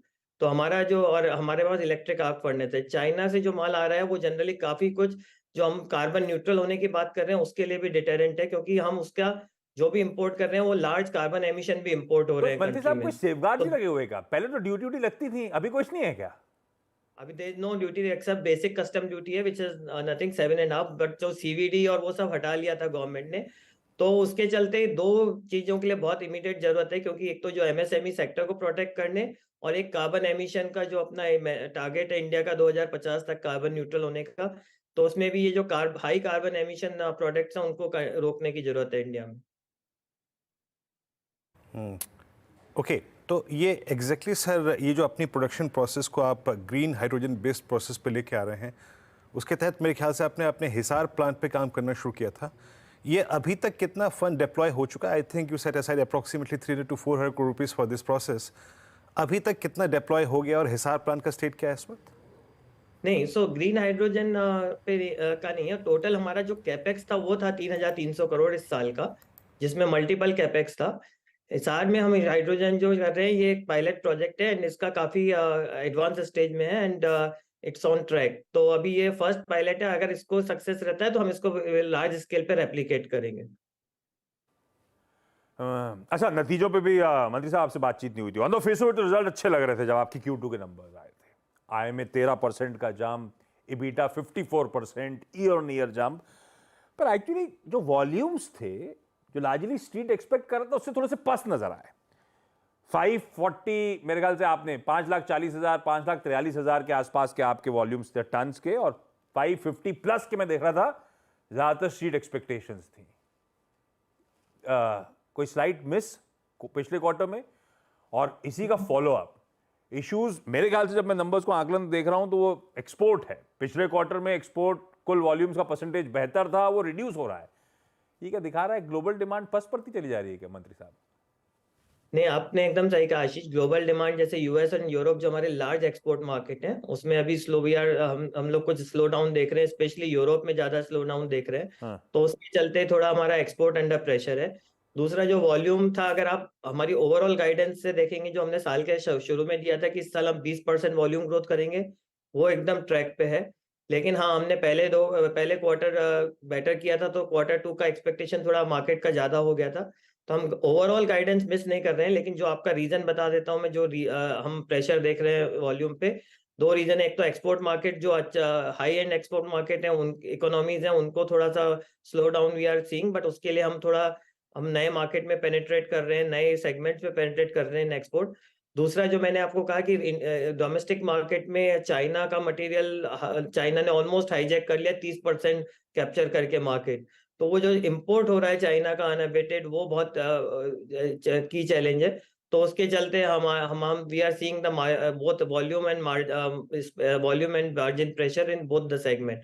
तो उसको बैलेंस करके चल रहे हैं हम, कि because we want to stay on a more a quality player and in a good quality, continue to supply good quality. तो उसके चलते ये चाइनीज इंपोर्ट्स है डोमेस्टिक मार्केट में, और जो ग्लोबल मार्केट में स्लो डाउन है, उसके चलते थोड़ा सा वॉल्यूम में क्वार्टर 2 में we showed the flat growth. But अगर ओवरऑल देखेंगे, जो साल का हमारा टारगेट है 20% ग्रोथ ऑन FY23 नंबर, वो we are intact, we will be able to manage that. इस समय बुक्स पे कितना डेट है? और प्लस क्योंकि क्रिसिल ने लॉन्ग टर्म रेटिंग्स को अपग्रेड किया है, वो रेटिंग अपग्रेड की ग्राफिक्स भी स्क्रीन पर आ जाएंगे। इस समय औसतन जो डेट है उस पर कितना ब्याज पे कर रहे हो, और इस रेटिंग अपग्रेड से मंत्री साहब कितना पॉजिटिव इंपैक्ट एंटिसिपेट कर रहे हो बीइंग अ CFO? सो अगर आप देखेंगे तो हमारा जो ओवरऑल डेट है JSL एंड JUSL, जो JUSL हमारी की सब्सिडी जिसको हमने एक्वायर किया था, तो नाउ आप उसके साथ कंबाइंड डेट देखते हैं। तो अगर मार्च में देखेंगे तो combined debt was close to 4500 crore के आसपास था। इस साल का हमारा कैपेक्स जो प्लान था वो 3300 करोड़ का था, बट इसमें से लार्जली कैपेक्स हम अपने इंटरनल अक्रूवल से करेंगे, एंड इसलिए डेट जो एक्सपेक्ट कर रहे हैं हम बढ़ेगा, वो खाली 200 करोड़ एक्सपेक्ट कर रहे हैं कि FY24 तक अराउंड 4700 करोड़ का डेट होगा। But largely out of 3300 crore में से 200 करोड़ खाली डेट बढ़ाएंगे, बाकी हम इंटरनल अक्रूवल से टारगेट करेंगे। जो आप बोल रहे हैं इंटरेस्ट रेट का, तो हमारी जो हमने कुछ जो प्रोएक्टिवली वर्क किया था इंटरेस्ट रेट, एंड जो इस रेटिंग का हमारा अपग्रेड हुआ है, तो ऑन एन एवरेज जो हमारी इंटरेस्ट रेट है, लॉन्ग टर्म इंटरेस्ट रेट, वो 8 से 8.5 के बीच है, क्योंकि हमने कुछ long term loan lock in कर लिए थे before the interest rate started hiking. तो और फॉरेक्स और जो डोमेस्टिक लोन है उसका भी हमने मिक्स बहुत आइडियल रखा था। तो आपने देखा होगा जैसे फॉरेन लोन्स जिन कंपनी में थे उनमें बिकॉज सोफर बहुत बढ़ गया था, उनको बहुत हिट हुआ। हमारी डेट कॉस्ट अगर आप देखेंगे तो स्टिल 8.5 से 9 के नीचे की रेंज में रहती है, तो which is very good and as compare to the other segments, and वो हम कंटिन्यू टू मेंटेन करेंगे। और दूसरी चीज जो डेट में देखने की है कि हमने average tenor of the debt बहुत बढ़ा लिया, उससे बैलेंस शीट बहुत स्ट्रांग होती है। तो हमारा जो डेट का रीपेमेंट बहुत ज्यादा नहीं है आने वाले सालों में, और average tenor of the debt is now at least 4 से 5 साल है। तो 10 ऑलमोस्ट 8-10 साल के जो लोन हमने कन्वर्ट कर दिए, जो छोटे लोन थे उनको 10 साल के लोन में कन्वर्ट कर दिया, और Okay. इंटरेस्ट रेट को एक कंटिन्यू मोमेंटम में रखा। तो जो रेटिंग के चलते जो हमारे को ये पॉसिबल हुआ, वो उसका बैलेंस शीट में आप इम्पैक्ट देख रहे हैं। जो भी कर रहे हो आप, स्टॉक मार्केट को तो पसंद आ रहा है, स्टॉक फटे चले जा रहा है, और केपेक्स लार्जली इंटरनली फंडेड होगा, चाइना का सरदर्द है, उसके बावजूद परफॉर्म करके दे रहे हैं। चलिए मंत्री साहब, बढ़िया रहा, कॉन्ग्रेचुलेशंस। इस तरह के स्ट्रॉन्ग, मतलब मार्केट उत्साह जो दिखा रहा है खासतौर पर, उसके लिए तो खासतौर पे आप लोग का जो भी करने का तरीका हो पसंद आ रहा है स्ट्रीट को। Anurag sir, thank you so much जुड़ने के लिए। ये राजेश सर, आप तो चाइना के काफी पास बैठे हो, आप समझाते क्यों नहीं उन लोग को? सर भाषा में प्रॉब्लम आ रही है ना, लैंग्वेज की प्रॉब्लम। हाँ, लैंग्वेज के इशू आ रहे हैं, कोड साइन लैंग्वेज से ही करना पड़ेगा इसका कुछ जुगाड़। जिंदल स्टेनलेस जो फंडामेंटली व्यू क्या है, बहुत तगड़े रिटर्न, 200% प्लस पिछला 1 साल की कहानी है स्टॉक की। सर हमारी इसमें पॉजिटिव व्यू है, हालांकि इतने बढ़ने के बाद थोड़े कंसोलिडेशन का इंतजार करेंगे कोई नई खरीदारी के लिए, बट इसमें और दूसरी जो ग्रुप की जिंदल स्टील एंड पावर है, दोनों में हमारी खरीदारी की सलाह लगातार रही है, और इस वक्त भी हम समझते हैं अभी भी बहुत स्कोप बचता है, खास करके इस बात के मद्देनजर जो अभी मंत्री साहब ने कहा कि जो केपेक्स है 3300 करोड़ का वो इंटरनल एक्यूरल से करेंगे और डेट सिर्फ 200 करोड़ ही बढ़ेगा, तो ये एक बहुत पॉजिटिव संकेत है। दूसरे रेटिंग्स बढ़ने के बाद ब्याज की दरों में भी थोड़ा सा डिस्काउंट इनको मिलने वाला है, ये सारी चीजें बैलेंस शीट पे रिफ्लेक्ट करेगी आने वाले दिनों में। और बाजार को जो पॉजिटिव संकेत या संभावना दे रहा है वो इस बात को दे रहा है कि प्रमोटर लगातार खरीदारी कर, तो मैं समझता हूँ स्टॉक में बने रहना चाहिए। कोई गिरावट 500-480 तक आती है तो वह नई खरीदारी भी की जा सकती है। राजेश जी मनी मन कह रहे होंगे यार, अच्छा है मैं कोलकाता में रहता हूँ, सिक्किम में नहीं रहता, वरना भाई शाम को ही भेज देता आज मेरे पास चाइना। ऐसे ही होता राजेश। यही पैदल चलते चलते हैं। ओके चलिए अब एक काम करते हैं, 2 स्टॉक्स और मार्क करते हैं। इस बीच एक बार निफ्टी बैंक लेके आइएगा। निफ्टी बैंक आपकी स्क्रीन पे 753 एक्जैक्टली एच बैठा हुआ है। देखिए ना आप, ऑप्शन राइटर्स कितना मैटर करते हैं, कितना आई थिंक हेजिटेट कर रहा है उस राइटर्स के जोन जाने में। 750 सुबह का लेवल था, आप स्क्रीन पे लेके आइएगा 750 डॉट, उस जोन में अभी एंट्री करने में दिक्कत आ रही है, बट अगर एक बार एंट्री कर गया ना तो 60, 70, 80 पॉइंट दे दे तो कोई बड़ी बात नहीं होगी, बट एज ऑफ नाउ वो एक जोन है हेजिटेशन का। 1-2 स्टॉक्स और मार्क कर लेते हैं जिनमें अच्छा मूव आ रहा है। एक बार आप फार्मा स्पेस से जरा लेके आइएगा। एल्केम स्क्रीन पर चल तो बहुत चुका है, लेकिन मैं आपकी राय जाना चाहूँगा कविता जी। एल्केम 4554 पे जिस राउंडिंग बॉटम का यहाँ पे ब्रेकआउट आया था 4280 पे, उसका प्राइस पोजीशन क्या बन रहा है? फार्मा में स्ट्रेंथ है, आज बहुत ही अच्छी स्ट्रेंथ है, इसके नेक्स्ट लेवल ऑफ टारगेट्स और कितने पेंडिंग हैं, या फिर यहाँ पे प्रॉफिट्स को कैश में कन्वर्ट कर लिया जाए? एल्केम लैब पर अगर आप देखें तो हाई टाइम फ्रेम पर, even very high time frame monthly chart पर भी ब्रेकआउट दिखा है on a weekly daily too. तो न्यू पोजीशनिंग के लिए थोड़ा सा वेट करना चाहिए। अगर काउंटर दोबारा टुवर्ड्स 4400 4350 के लेवल्स के आसपास मिले तो री एंटर करना चाहिए। बाय ऑन डिप्स का स्ट्रैटेजी रखें। जो पोजिशनल शॉर्ट टर्म टारगेट्स अगर हम देखें तो ये 5200 तक के प्राइस टारगेट्स के लिए आगे मूव होता हुआ दिख रहा है। मंथली चार्ट बहुत ही ज्यादा अच्छा है इस काउंटर का, आप अगर लुक आफ्टर करें मुझे लगता है बाय ऑन डिप्स का स्ट्रैटेजी रखें। 5200-5300 के प्राइस टारगेट की तरफ ये बढ़ता हुआ दिखेगा। याद रखिएगा फार्मा ही फार्मा। और इनफैक्ट आज सुबह हम थोड़ा सा मिस कर गए, मैं उस बात को मिस कर गया, जबकि यकीन मानिए आशीष मैंने लिख के रखा था आज जो हम टॉप स्टॉक्स लेते हैं ना, हॉट स्टॉक्स, याद रखिएगा एग्जैक्टली 8:55 में उसमें एक स्टॉक लिखा था हमने, ग्रेनुअल्स, और ये एग्जैक्टली कल की कैंडल ने तय कर दिया था कि इस फ्लैग का ब्रेकआउट बहुत ही शानदार होगा, बहुत ही शानदार होगा। पर मैं एटलीस्ट इसलिए खुश हूँ कि हमने स्ट्रेट को पकड़ा था 317 पे, फिर 350 पे फिर पिक किया था। मानस, इस फ्लैग ने अपना कमाल दिखा दिया। बट मैं इस फ्लैग से ज़्यादा अब जानते हैं कि इस बात पे फोकस कर रहा हूँ। मैं फोकस कर रहा हूँ 4 दिसंबर 2020, उसके बाद 17 अगस्त 2021, उसके बाद 2 नवंबर 2022 और आज का हाई। लगभग 3 साल का फ्लैग अब पिक्चर में आ रहा है। इसका ब्रेकआउट क्या कितना मूव देगा?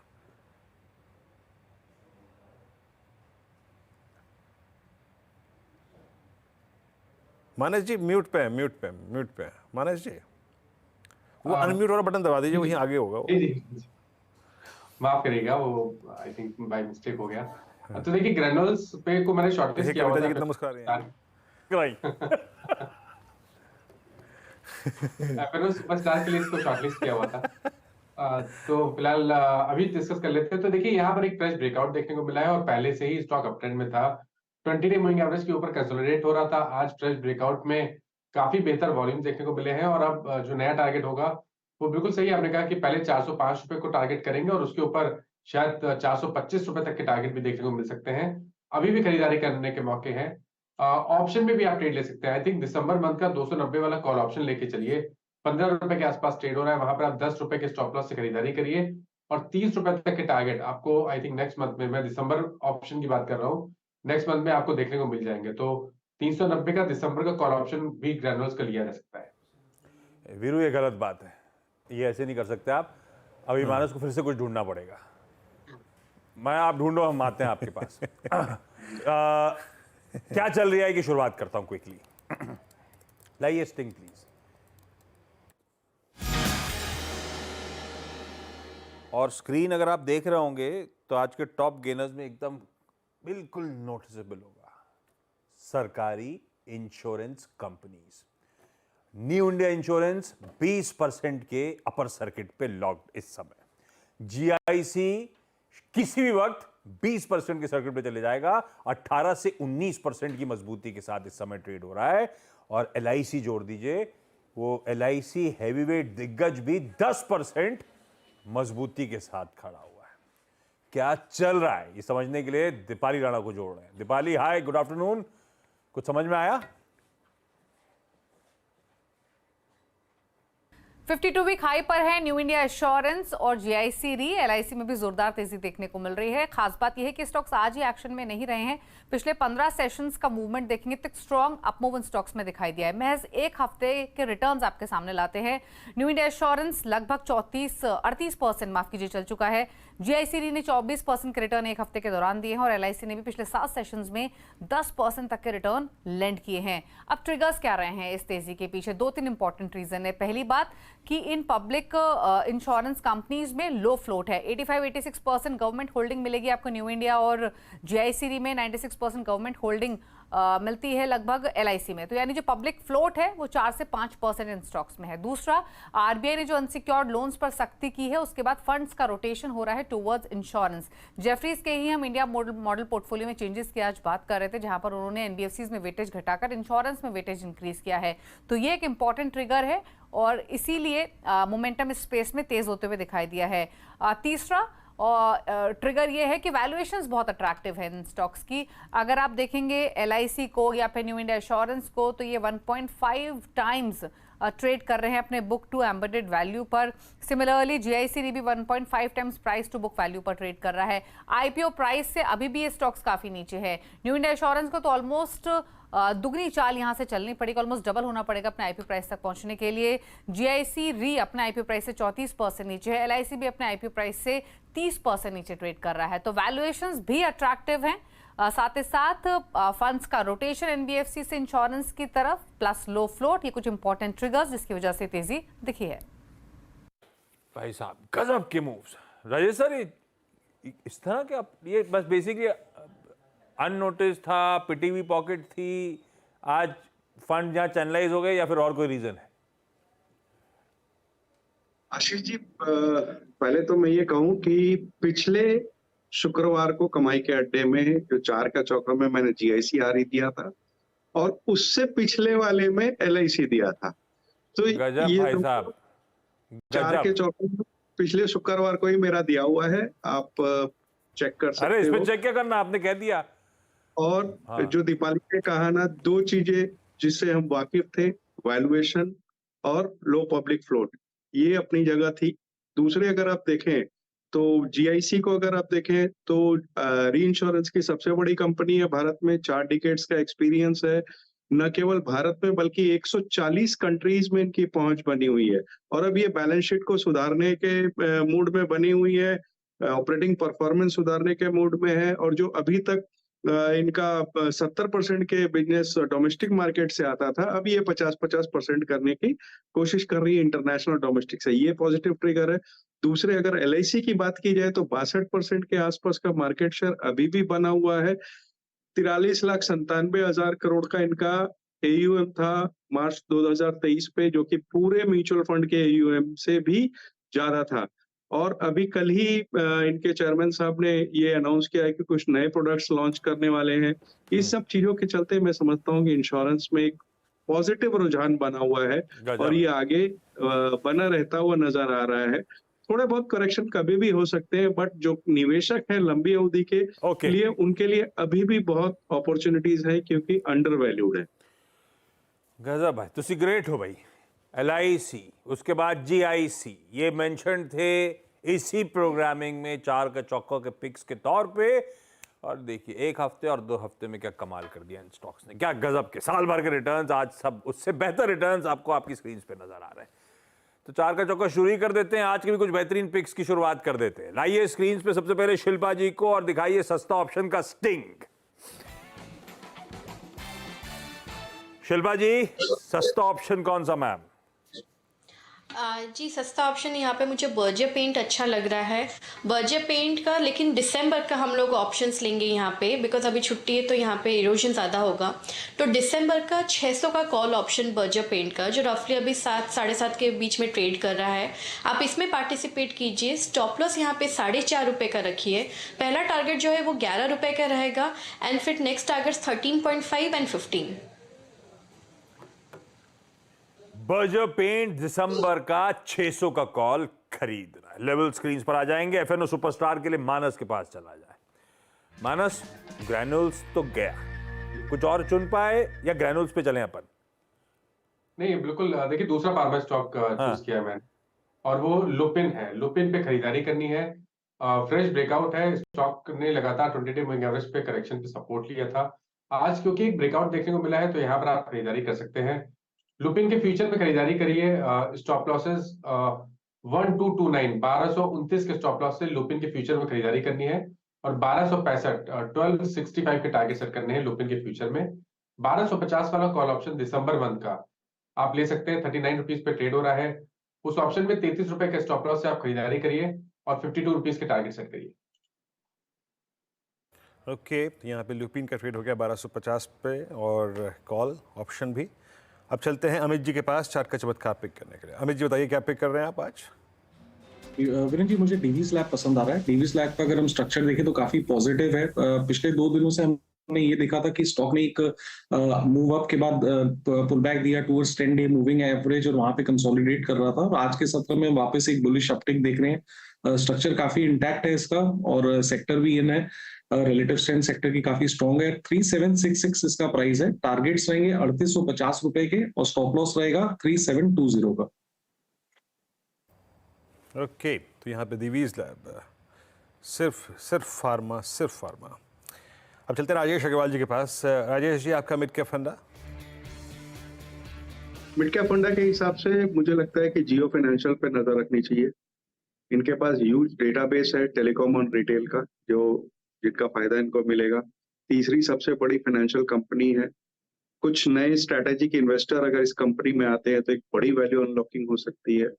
दूसरे non lending financial business, life, general insurance, asset management, ये सारे में कामकाज करेगी।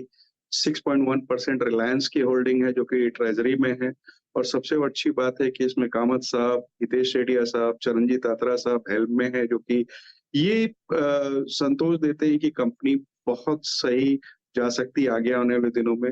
ब्लैक रॉक के साथ इनके म्यूचुअल फंड का टाई अप हो चुका है, और जिस तरीके की फ्यूचर ग्रोथ की स्ट्रेटेजी बनी हुई है, मुझे लगता है ये स्टॉक कई कई गुना आपको फायदा, बहुत अच्छे रिटर्न दे सकता है अगर आप 2-4 वर्ष रखें तो। छोटी अवधि में भी मुझे लगता है कि 240-250 के टारगेट आ सकते हैं। साहब, जियो फाइनेंशियल सर्विसेज, ये है आज का राजेश अग्रवाल साहब का एक बेहतरीन आइडिया। एक स्टैंडर्ड डिस्क्लेमर याद रखिएगा, ये जो चैनल आप देख रहे हैं और ये जो जियो फाइनेंशियल्स हैं, दोनों के प्रमोटर सेम है, तो ध्यान रखिएगा उस बात का। एक इंडिपेंडेंट एडवाइजर से, कंसल्टेंट से भी बातचीत कर लीजिएगा। लेकिन आ गए 4 के चौके के कुछ बेहतरीन आइडियाज।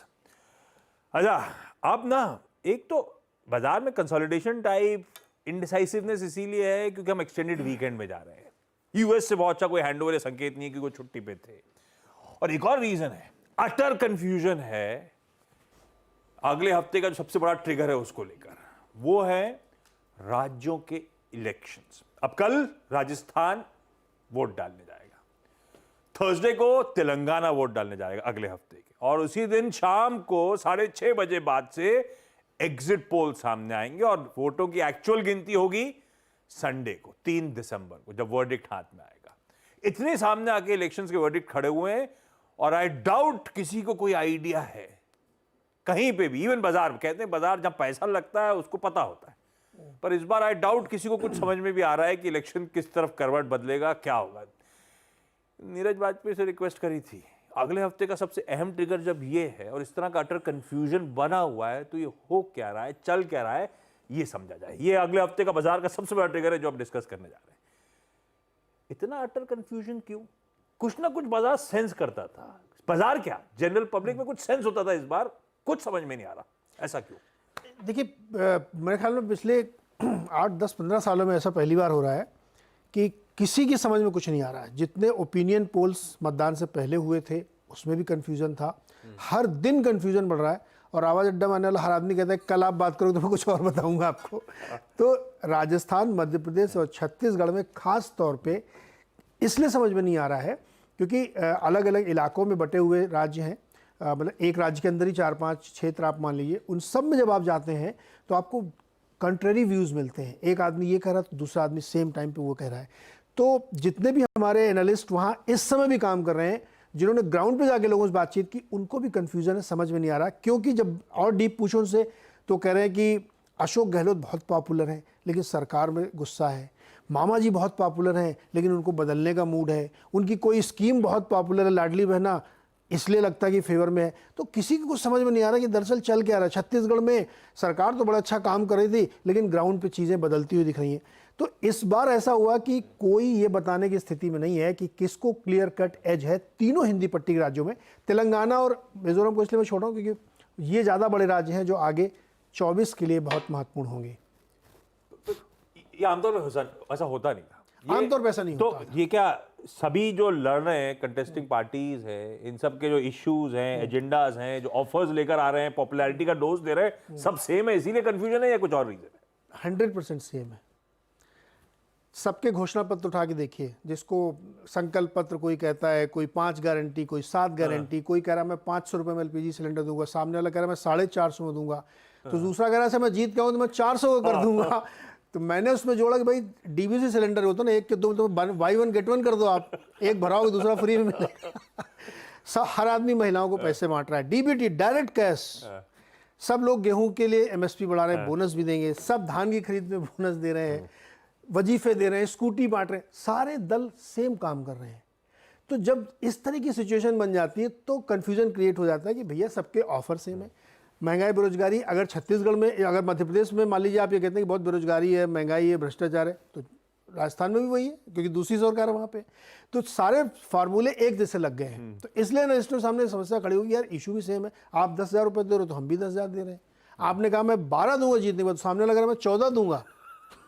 वन-अपमैनशिप करोल बाग जैसी चीज स्थिति बन गई है। तो इसलिए मार्केट में और एनालिस्टों के बीच में भयानक कंफ्यूजन, क्योंकि इश्यूज सेम है, मुद्दे सेम है। बाजार का मूड ठीक है, नहीं तो पॉपुलिज्म का इस तरह का ओवरडोज है कि एक्चुअल तो डर जाना चाहिए बाजार को। लेकिन अब वो राजस्थान, MP, वो एंटी इनकम्बेंसी एट प्ले। हाँ, इनफैक्ट इवन मैं किसी फेस को वोट देने जाता था। इस बार तो फेस का भी अभाव है, ये भी कंफ्यूजन को ऐड कर रहा है। बिल्कुल कर रहा है। इसमें एक जो आप सवाल कह रहे हैं, लीडरशिप का भी कंफ्यूजन है। अगर आप ये कह रहे हैं कि एंटी इनकम्बेंसी मध्य प्रदेश में है, तो राजस्थान में भी होगी। तो एनालिस्टों के लिए बड़ी दिक्कत ये है कि अगर राजस्थान को जस्टिफाई कर रहे हो तो मध्य प्रदेश में क्या करोगे, छत्तीसगढ़ को जस्टिफाई करोगे तो मध्य प्रदेश में क्या करोगे। तो एनालिस्टों के सामने एक दुविधा ये भी होती है, जो कि उनका कहीं ना कहीं एक माइंडसेट होता है। तो अगर एंटी इनकम्बेंसी है तो अलग अलग जगहों पे सेम होनी चाहिए, पैरामीटर एक होना चाहिए ना। प्लस क्या हुआ इस बार कि इवन राजस्थान में अगर कांग्रेस जीत भी जाए तो भी इस बात की गारंटी नहीं गहलोत जी सीएम बनेंगे। मध्य प्रदेश में शिवराज जी जीत जाए, पूरी सरकार बीजेपी की बन जाए, तब भी गारंटी नहीं शिवराज जी बनेंगे। छत्तीसगढ़ में भूपेश जी की गारंटी नहीं है। तो सारी जो टॉप पार्टीज हैं, बीजेपी कांग्रेस, इन दोनों ने क्या किया इस बार, मल्टी लीडरशिप खड़ी कर दी है। अभी सचिन पायलट बनेंगे कि गहलोत जी बनेंगे पता नहीं है।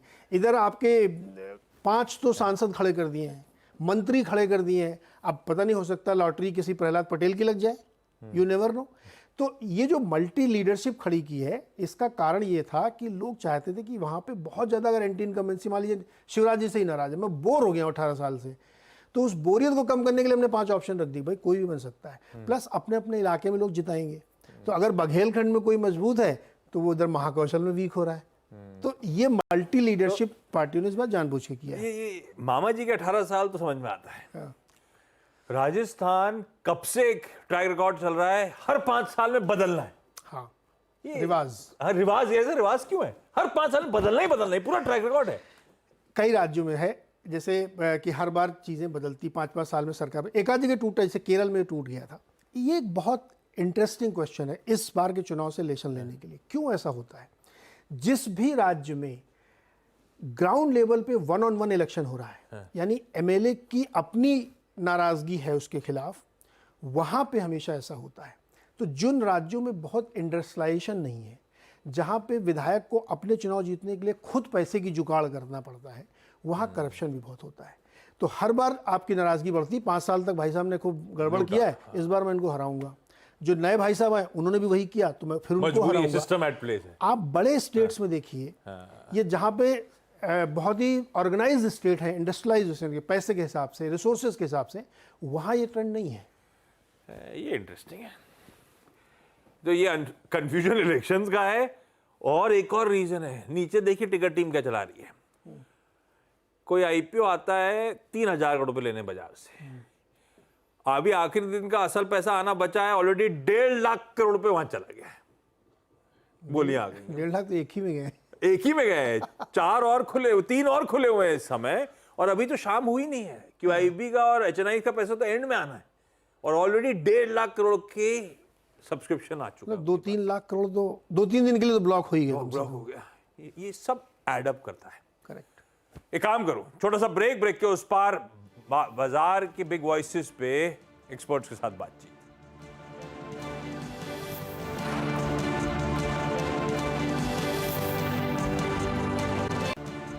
ब्रेक के बाद कमाई का दम सभी का फिर से स्वागत है। इंडिसेस जस्ट के थस वही डॉट 19,790, वही डॉट 43,748 निफ्टी बैंक। ये बाजार वाकई अगर आप देखें इस इवेंट का इलेक्शन आउटकम का इंतजार कर रहा है। और क्या कर रहा है बाजार, अर्निंग्स के बाद कैसा लग रहा है ये लेवल, बातचीत करने के लिए बिग मार्केट वॉइसेस की कड़ी में हमारे साथ आज Deepak Shenoy, founder and CEO Capital Mind के जुड़े हैं। दीपक नमस्कार, कार्यक्रम में स्वागत है आपका। आई थिंक बिल्कुल स्थिर हो गए हम एक हफ्ते से, ना इधर ना उधर, ऑप्शन राइटर्स ने इस बाजार को ग्रैब कर लिया है। अब आपने अर्निंग सीजन को देखा पूरा, यूएस में यील्ड्स का कूल ऑफ, साथ ही साथ इन्फ्लेशन का नीचे आना, इस बीच आरबीआई के कुछ कमेंट्स रिगार्डिंग अनसिक्योर्ड लोन्स, और फिर भी बाजार इस रेंज में मेंटेन्ड है। आपके अनुसार बाजार किन ट्रिगर्स का इंतजार कर रहा है, और लाइकली वो के ट्रिगर्स क्या होंगे? क्या ये election results, state election results? वैसे कह तो नहीं सकते कि इलेक्शन रिजल्ट से कुछ होगा। आई थिंक इलेक्शंस होते रहेंगे, next year is the big one, तो वो एक बड़ा सा ट्रिगर होगा शायद। पर अभी के लिए तो ऐसा लग रहा है कि जैसे अर्निंग्स हो गए, अर्निंग सीजन इज ओवर, और अर्निंग्स काफी अच्छे भी आए हैं, एटलीस्ट मिड कैप्स में 17-18% के करीब उन्होंने अर्निंग्स ग्रोथ दिखाई है, same quarter versus same quarter last year में। और इस बार ऐसा लग रहा है कि इस क्वार्टर में जो दिवाली के से इनकम जो आएगा कंपनीज को, I think that will also be significant. तो इस हिसाब से ऐसा लग रहा है कि आई थिंक फंडामेंटल्स इकोनॉमी के ठीक है, मार्केट एक्सपेंसिव ज्यादा नहीं है, 20 और 21 के बीच में उनकी ट्रेलिंग पी रेशियो है, और वो काफी मतलब हम देख रहे हैं कि अबाउट 17-18% अर्निंग्स ग्रोथ तो दिखाई रही है, at least at the mid cap level. I think trigger यही है कि अभी तक तो लास्ट 3 मंथ्स में फॉरेन इन्वेस्टर्स ने सिर्फ पैसे निकाले हैं और डोमेस्टिक इन्वेस्टर्स ने पैसे डाले हैं, इसलिए market kind of range bound है। लेकिन जब फॉरेन इन्वेस्टर्स बेचना बंद करेंगे और शायद उनकी खरीदी भी स्टार्ट होगी, वो शायद दिसंबर एंड में या दिसंबर एंड के करीब के बाद ही होगी, उस टाइम पे I think market will show some signs. तब तक we have to wait and see. I think news flow काफी अच्छा है, सब पॉजिटिव है फंडामेंटल्स पे, अभी प्राइसिंग पे डिटरमिन्ड है, और अगर कुछ जियोपॉलिटिकल न्यूज कुछ नेगेटिव से आता है तो उसमें भी इफेक्ट आएगा, but I don't see anything internal की मतलब कोई बैड न्यूज की जिस तरह से कि मार्केट बहुत ज्यादा गिरे। Okay, as an of Deepak ji, एक चीज़ ये हो रही है कि बाजार बहुत अपने आप को सिक्योर फील कर रहा है फार्मा में। Look at pharma, Nifty pharma at all time high. मेरे ख्याल से अप्रैल के बाद ये one of the best index जो है जिसने परफॉर्म किया। I mean the weakest structure with in pharma granules आज वो भी लगभग 4-5% ऊपर है। फार्मा पे आपका व्यू, और अगर आप कुछ कंफर्टेबल हैं कुछ स्टॉक से बात करने में जो आप लोगों ने इंक्लूड किए हैं, उस पर अपनी राय रखिएगा। फार्मा पे आपका व्यू इस वक्त? अभी तो फिलहाल एक्चुअली फार्मा हमने लिया नहीं है, हम लोग भी वेट कर रहे हैं कि अच्छा रिजल्ट्स में जब टर्न अराउंड आएगा, मतलब दिखने को आएगा एटलीस्ट, तब हम शायद इसको फिर से इंक्लूड करें। जो प्राइसेस हैं काफी मतलब इंक्रीज हुए हैं लास्ट 3-4 महीने में, बट एक्चुअली ब्रॉड मार्केट भी काफी इंप्रूव हुआ है। तो कुछ स्टॉक्स ऐसे हैं जिन्होंने फार्मा स्टॉक्स को काफी मतलब कंसिडरेबली बीट भी किया हुआ है, तो हमें वो सेक्टर अभी ज्यादा पसंद नहीं है। फार्मा और आईटी सर्विसेज ये दोनों अभी हमारे वीकेस्ट सेक्टर्स हैं। अभी तो फिलहाल आई थिंक कुछ फार्मा स्टॉक्स जिन्होंने मिड कैप और स्मॉल कैप फार्मा में काफी उन्होंने I think they have increased in price, लेकिन फंडामेंटल्स में अभी I think another 1 or 2 quarters है before the fundamental start to get better. फिलहाल तो हमने we have not added anything. I think interesting to look at, और हमारे momentum जो पोर्टफोलियो है वहां पे हम लोग फंडामेंटल ज्यादा नहीं देखते हैं, तो वहां पे अगर फार्मा आ जाता है तो हम लोग वो खरीदी हो जाती है, पर right now we are not buying it from fundamental angle. Fundamentals में कोई मतलब मेजर इंक्रीज उतना नजर नहीं आ रहा जितना कि other sectors including railways, defence और ऐसे सर्टेन इंफ्रास्ट्रक्चर स्टॉक्स, ऐसे सेक्टर्स में हमें और इंटरेस्ट फिलहाल वहाँ इंटरेस्ट ज्यादा है। ओके दीपक जी, आपने मुझे अपने अगले प्रश्न का खुद ही लीड दे दिया कि आपका मोमेंटम पोर्टफोलियो वहाँ क्या क्या इंक्लूड किया है आपने। अच्छा, मैं एक हल्का सा अपना फार्मा से जुड़ा हुआ सवाल फिर आपकी तरफ दागना चाहूँगा। जब आप कह रहे हैं कि अभी भी मैं आई थिंक अर्निंग्स को टेस्ट करना चाहूँगा अगले 2 क्वार्टर्स में, क्या सेम फीलिंग है आपकी डायग्नोस्टिक स्टॉक्स को लेकर? बहुत संक्षेप में रखिएगा इस उत्तर को, इस प्रश्न के इस अंश को। और दूसरा ये है कि आपके मोमेंटम पोर्टफोलियो में क्या क्या है, क्या क्या इंक्लूड किया आपने पोस्ट अर्निंग्स इस बार? सो बेसिकली डायग्नोस्टिक स्टॉक्स में तो बस आई थिंक वैल्यू वो काफी ओवर वैल्यूड है mostly, I think apart from Thyrocare, but वहाँ पे अलग से इश्यूज हैं। लेकिन मोस्टली जो डायग्नोस्टिक कंपनीज हैं उनकी वैल्यूएशन बहुत ज्यादा है in comparison with their potential earnings growth, तो हमें इसलिए मतलब ज्यादा एंथुजियाज्म नहीं है उसको लेने में। ऑन द मोमेंटम पोर्टफोलियो तो अभी जो स्टॉक्स आए हैं वो काफी सरप्राइजिंग से स्टॉक्स है। अभी आपको सच बताऊं तो हम कभी नहीं सोचते थे कि पीएफसी और आरईसी जो है हमारे मोमेंटम पोर्टफोलियो में है, और मोमेंटम तो काफी एल्गोरिथमिक है, तो वो डेटा के हिसाब से हमने एल्गोरिथम जो बनाया है वही बोलता है कि हमें कौन से स्टॉक लेने चाहिए, और उन्होंने काफी 2-3 महीने पहले उन्होंने स्टार्ट किया था ये स्पेसिफिकली पीएफसी और आरईसी में। और पीएफसी और आरईसी तो काफी मतलब इंक्रीज हो गए हैं वहां से। I think more than 140% rise हो गया है 2-3 महीने में। और अब आजकल में we are seeing some stocks in the financial investment space, जैसे बीएससी हुआ, फिर एंजल हुआ, ये ऐसी कंपनीज आने लगी हैं हमारे मोमेंटम पोर्टफोलियो में। और बाकी तो मतलब अगर आप देखें तो जिस स्टॉक में सबसे ज्यादा मोमेंटम लग रहा है, जैसे ट्रेंट हो गया, या फिर even L&T is showing some signs की टॉप के पास है। ऐसे स्टॉक्स हमारे पोर्टफोलियोज हमारे पोर्टफोलियो में है मोमेंटम में। पर ये पोर्टफोलियो चेंज होता रहता है, सो हर महीने कुछ स्टॉक्स निकल जाते हैं, दूसरे स्टॉक्स आ जाते हैं। ऐसे कि ये नहीं कि अभी लिया और फिर हमने, आप अगले महीने पूछोगे तो शायद और ही स्टॉक हो सकते हैं जो सबसे ज्यादा वेट में है हमारे पोर्टफोलियो में। लेकिन वो खासियत है मोमेंटम की कि जो जहां मोमेंटम है वहीं हम जाते हैं। ओके, बिल्कुल दीपक जी, मतलब आपकी शॉपिंग लिस्ट जो मैं सुन रहा हूँ तो मेरे को एक बात नज़र आ रही है कि स्ट्रॉन्ग अर्निंग्स और स्ट्रेंथ को आप बाय कर रहे हैं।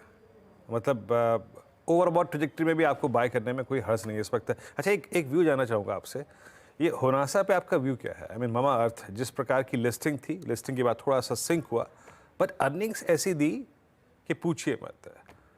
आपका व्यू इस स्टॉक पर, क्या कोई कंस्ट्रक्टिव व्यू है आपका इस प्राइस पे? आप लोगों ने क्या इंक्लूड किया था, दाव खिला था इस पर?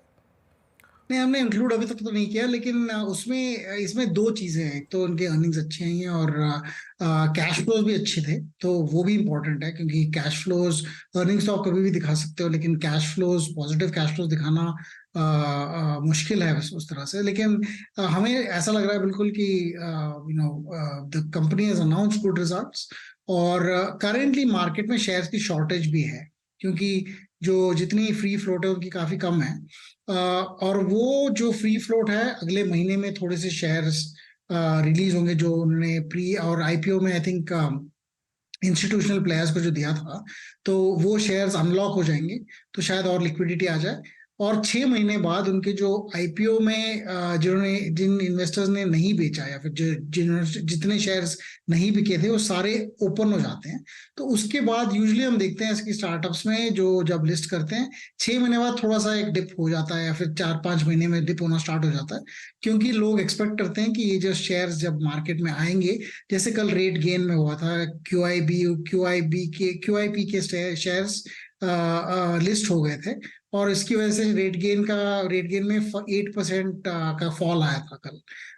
और यही इस तरह से, मतलब जैसे लिक्विडिटी आती है कि लोग शेयर जब अनलॉक हो जाते हैं, तो वो भी होने वाला है। तो हम शायद उसका वेट करेंगे कि ये चीज पार हो जाए और फिर हम प्रॉपर प्राइस पे ले सके। आई थिंक वैल्यूएशन में थोड़ा सा, मतलब इट्स हेवीली वैल्यूड। अगर 20-25 करोड़ का, 29 करोड़ का उन्होंने जो प्रॉफिट कमाया है, वो अगर आप देख भी ले तो 120 करोड़ के करीब उनका एनुअल प्रॉफिट आ जाता है। और उसको भी अगर आप देखें, 12,000 करोड़ या 13,000 करोड़ का मार्केट कैप है, 100 पी के हिसाब से चल रहा है, वो बहुत मुश्किल है उसको सस्टेन करना। ग्रोथ दिखाएंगे तो ठीक है, लेकिन will have to see how that goes. So हम लोग अभी तक तो नहीं खरीद रहे हैं और वेट कर रहे हैं कि जो लिक्विडिटी जो शेयर्स में आएगी, उसको एक बार उसका इम्पैक्ट को हम देखेंगे, और फिर उसके बाद हम लोग शायद ऐड करेंगे फिर। ओके, दीपक जी बहुत बहुत शुक्रिया, और आपकी सारी वर्डिंग्स आपके पीछे लिखी हुई लाइनों से बिल्कुल मेल खाती है। Don't predict, react. बहुत बहुत शुक्रिया इस कार्यक्रम में शामिल होने के लिए, और सप्ताह अंत की एंड विशेषकर इस एक्सटेंडेड वीकेंड की आपको शुभकामनाएं। बेहद शानदार अव्वल दर्जे का आपका ये वीकेंड रहे, ये शुभकामनाएं आपको।